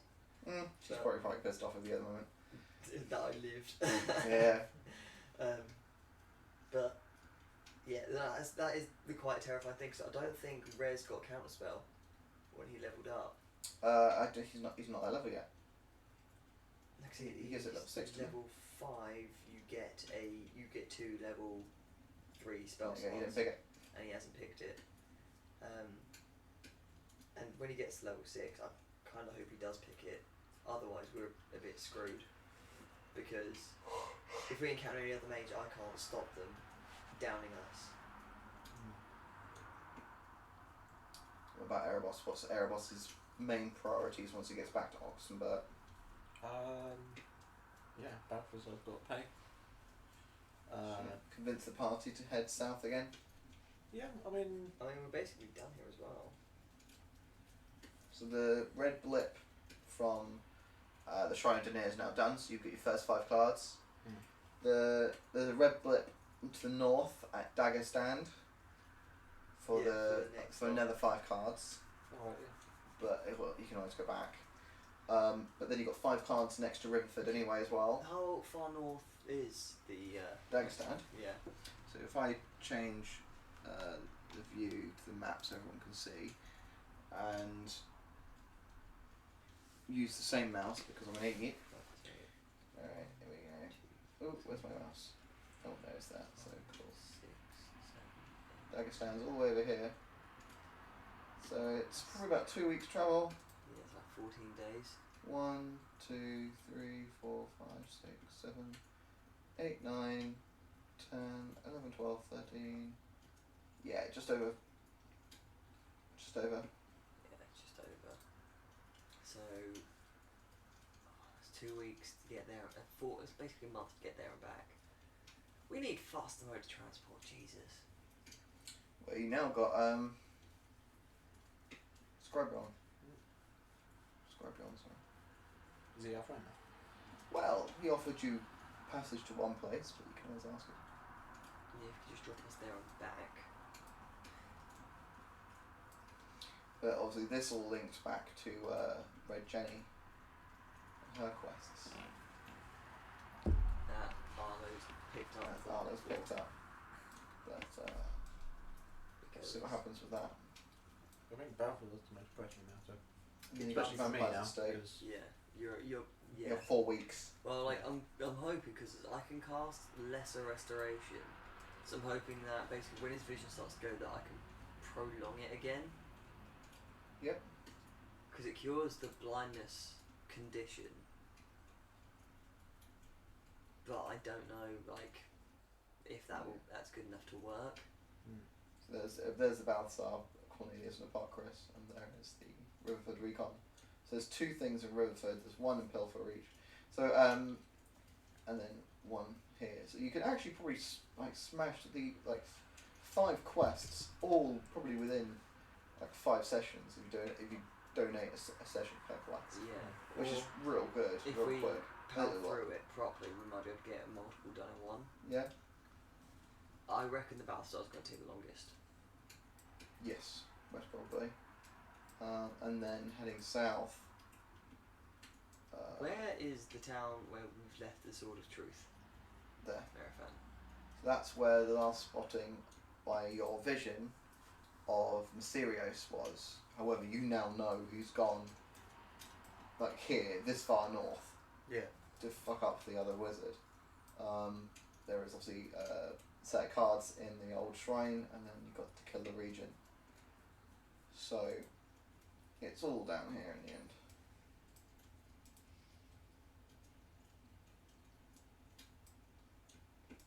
And Any you've other got, question? at some point, you will be going up this way. Oh The dear. Iron Curtain. There's a question for Erebos. Mhm. How do you feel about undead? I don't really have a Zoom problem. out I didn't have a for a problem with it before Ansem. I think I'd probably have a problem with it if you went around killing villagers and then turning them into zombies. I'd probably have a bit more of a problem with that. So like, how my mindset is now, because old Ansem probably would have done that. New Ansem's basically, if you try to kill me, well, your body's up to being resurrected. If you didn't, you get buried. So it's kind of that thing of, I'll go, yeah, you're trying to kill me. Curse of undeath. When you die, you become a zombie. And then I get to control that zombie for a minute, then I have to shoo it off somewhere, or it has to be beaten down. It's that kind of thing of. Also, I do need to get equipment for Ansem because I've got nothing. Yeah, we do have some money though. Yeah, so money's good. I can wield 2 things really. I lie. I drow. Another thing I forgot to add on when I first made Ansem is that you have drow weapon training as a thing.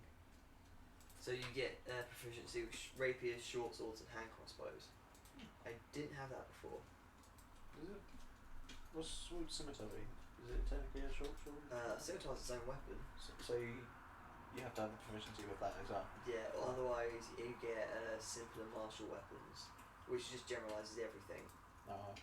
But because I'm special, I only get proficiencies with like daggers, quarterstaffs, and sickles, I think. And then it goes, and drow weapon training, you get these 3 weapons. I'm like, yay! I'm probably going to stick with a quarterstaff because I think I've got a cantrip to make this stuff. It's basically like shillelagh, but necromancy like fluff. So instead of it being like a magically imbued stick, it's a stick that has a spiritual scythe that pops out the top, and then makes it D8 necrotic instead of D8 magic, which is still quite useful. Yeah. They use not spellcasting stuff, is it? So it will be so as I go to hit, it will be my spellcaster ability to hit, and then damage is D8 plus. I will get that up actually. It's either D8 plus my int modifier or just D8 flat. I think it's more D8 flat.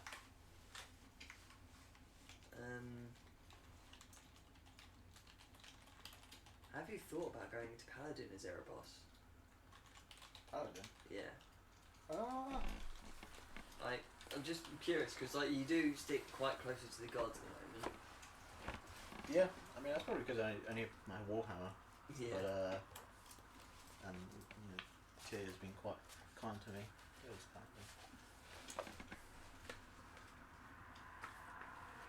It's just ideas for next levels. Yeah, kind of. Let's see what we get for the 7 Barbarian first. I'm pretty sure barbarians get amazing.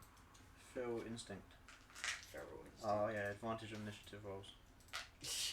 Yeah, you probably want to keep that. In all fairness, it's probably best you don't multi-class, as I'm thinking about it, because you can buff your strength to like 24 by the end. Nice. It is absolutely crazy. It's cray-cray. 24, so I'll have a plus 10 to hit. Well, no, because the proficiency goes up as well. Yeah, because I think Oh my it God. just goes up to It's plus 7. 7. If you've got 24 strength, it's plus 7. Alright, to your thing, and then your proficiency goes up to, I believe, plus Plus 5 being the max, or 6. Plus 6, level 20. Yeah. Well, level So 17. So 7 plus 6, got plus 13. Nice. So yeah. So you could pretty much hit anything with a 17 then. Oh so yeah. go up to 30. Most definitely. I don't think anything goes higher than that. There are obviously there's a lot of creatures that would happily smash you around. But yeah. But it's good. Yeah, so what are your plans with Erebos then? Are you just gonna... No, because he doesn't really have that much of a quest, like a personal quest thing. He just sort of goes around helping people when he can, Yeah, and makes obviously sense. beating up orphans. beating up orphans. Yeah. Because fuck them. I have got I have written out your storyline. Don't worry, don't think I've neglected you. It's No, just no, nothing like that. Of your course. one, depending how long you can get Erebos to survive, it comes in a bit later in the campaign. Yeah, definitely. Obviously, he's taken quite. He's taken some beatings. Oh yeah, well, that's his point. That's what the barbarian does. Exactly. But yeah, so I have it's all written up. It's all ready to go. It's just you need the trigger to go, and So it's a bit difficult yeah, with this one because it's very temperamental in what it's about, and I don't want to just do it and for it to lose its emotional effect. If you know what I mean? It's quite it plays on a few heartstrings. Okay. But hopefully, depending on how many people you kill or people kill you, depending on what happens, then we'll see. I mean, obviously he's got to deal with Mysterio. You got Mysterio. He's like my arch enemy, apart from Balthazar. You got Mysterio, Balthazar, Cambion, who are all kind of after you. Yeah. actually another question. What's your constitution at? 18. 16 plus 3. 16 plus 3, nice. Because I did just, I am metagaming a little bit, I did just read the level 20 ability, it buffs your con as well, so if you get that to 20 by that max level, both strength and con will be 24. Yeah.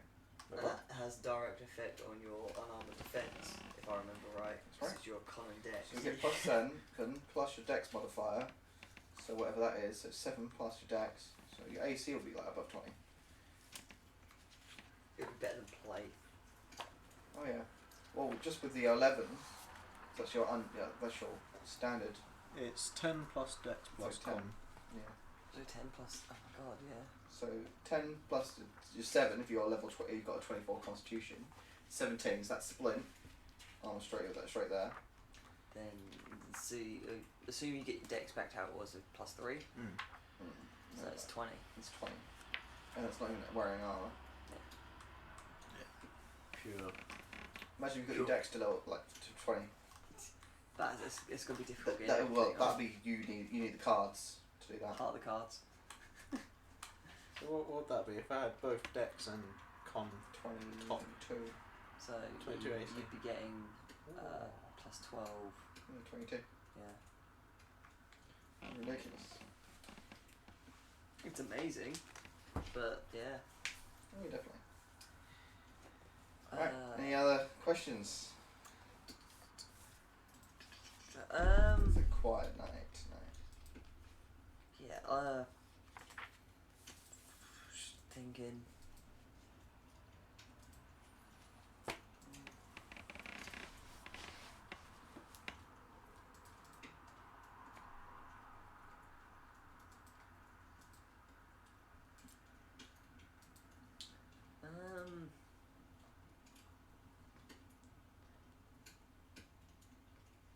What did you expect? So for you, Stephen, what did you expect us as a party to do when we first started? Did you expect us just to kind of do the main quest and spearhead it all and just kind of forget the side quests, or do you expect us to do what we've done? Or we go, ooh, piece of candy. It was Ooh, very much piece a piece of of candy. piece of candy. I didn't realise how big the piece of candy was. So I'm glad you did the ghost ship and met Mysterios, because he was kind of one of the key players in one of the main lines of the story. But at that point, I was hoping, right, we've done enough now. We can just go past the lighthouse, and we need to deal with this. The map. You had the map from the goblin that showed his boss, Yeah. The Oric, and you were essentially, if we scroll on the map and quickly go. we went the opposite direction. Yeah, I think. Well, the thing. This is it. If you go to the map and scroll. So you were here. You went this way, the Shrine of Denier. You then went back with the map. You then did some farting about. Then you went down to Merifan and caught a boat. And you went this way to go and deal with the ghost ship, but ended up crashing on the cliffs. You met Mysterios, who you then killed, and he somehow came back. We beat them quite thoroughly. It was quite funny doing it. Yeah, you went up the cliffs, and then expected, right, you'd go, shit, okay, we're really now close to this big orc who's over here. Let's just go and deal with him. But that's not what happened, and you went all the way this way, killed innocent people who then took you, obviously... No. Drogon killed innocent people. Okay. And But a horse. that happened, and then it went there. Obviously, he went to Bran's Keep, and then he obviously went this way. You have this massive tangent around here. That's where I got my warhammer. So I think it's. Yeah, you got that. We Warhammer also had to from like Elm walk Marshlands, through isn't it? mountains, didn't we? Because we had to avoid the checkpoint. Yeah, you went around here. That's where Mordai died. Mordai died here. Damon's character. Mordai died in the Rock Oh, Labyrinth, and your one as well. Grimrock died. Yeah. Trying to push the. It was working until I rolled the 1. But yeah. Because I and then- out-strengthed him, and all I had to do was just throw him off, which was a strength check, and if I didn't get a fumble, it would have been fine. But yeah, so I don't know. You've been kind of. I've been getting better with understanding, obviously, the level of the hook. Yeah. And placing it right, and sitting there placing there are treasures, there's things round and people want it, but there's no time on it. You guys kind of go, let's put this off. But as soon as I put like a time on it, you're like, Yeah. Well, or a really kind of like emotional tie to it. Yeah, I mean, Like- wiped out Amberblade, wasn't it? It wiped out Amberglade. That was Yeah. kind of like for Johnny with his character, because he's from there. That was his basically start of his quest. Yeah. And I liked it, so I kept it in. And then for the Arlo's one with Balthazar's Wonderland, he is one of the big people that you're supposed to go to.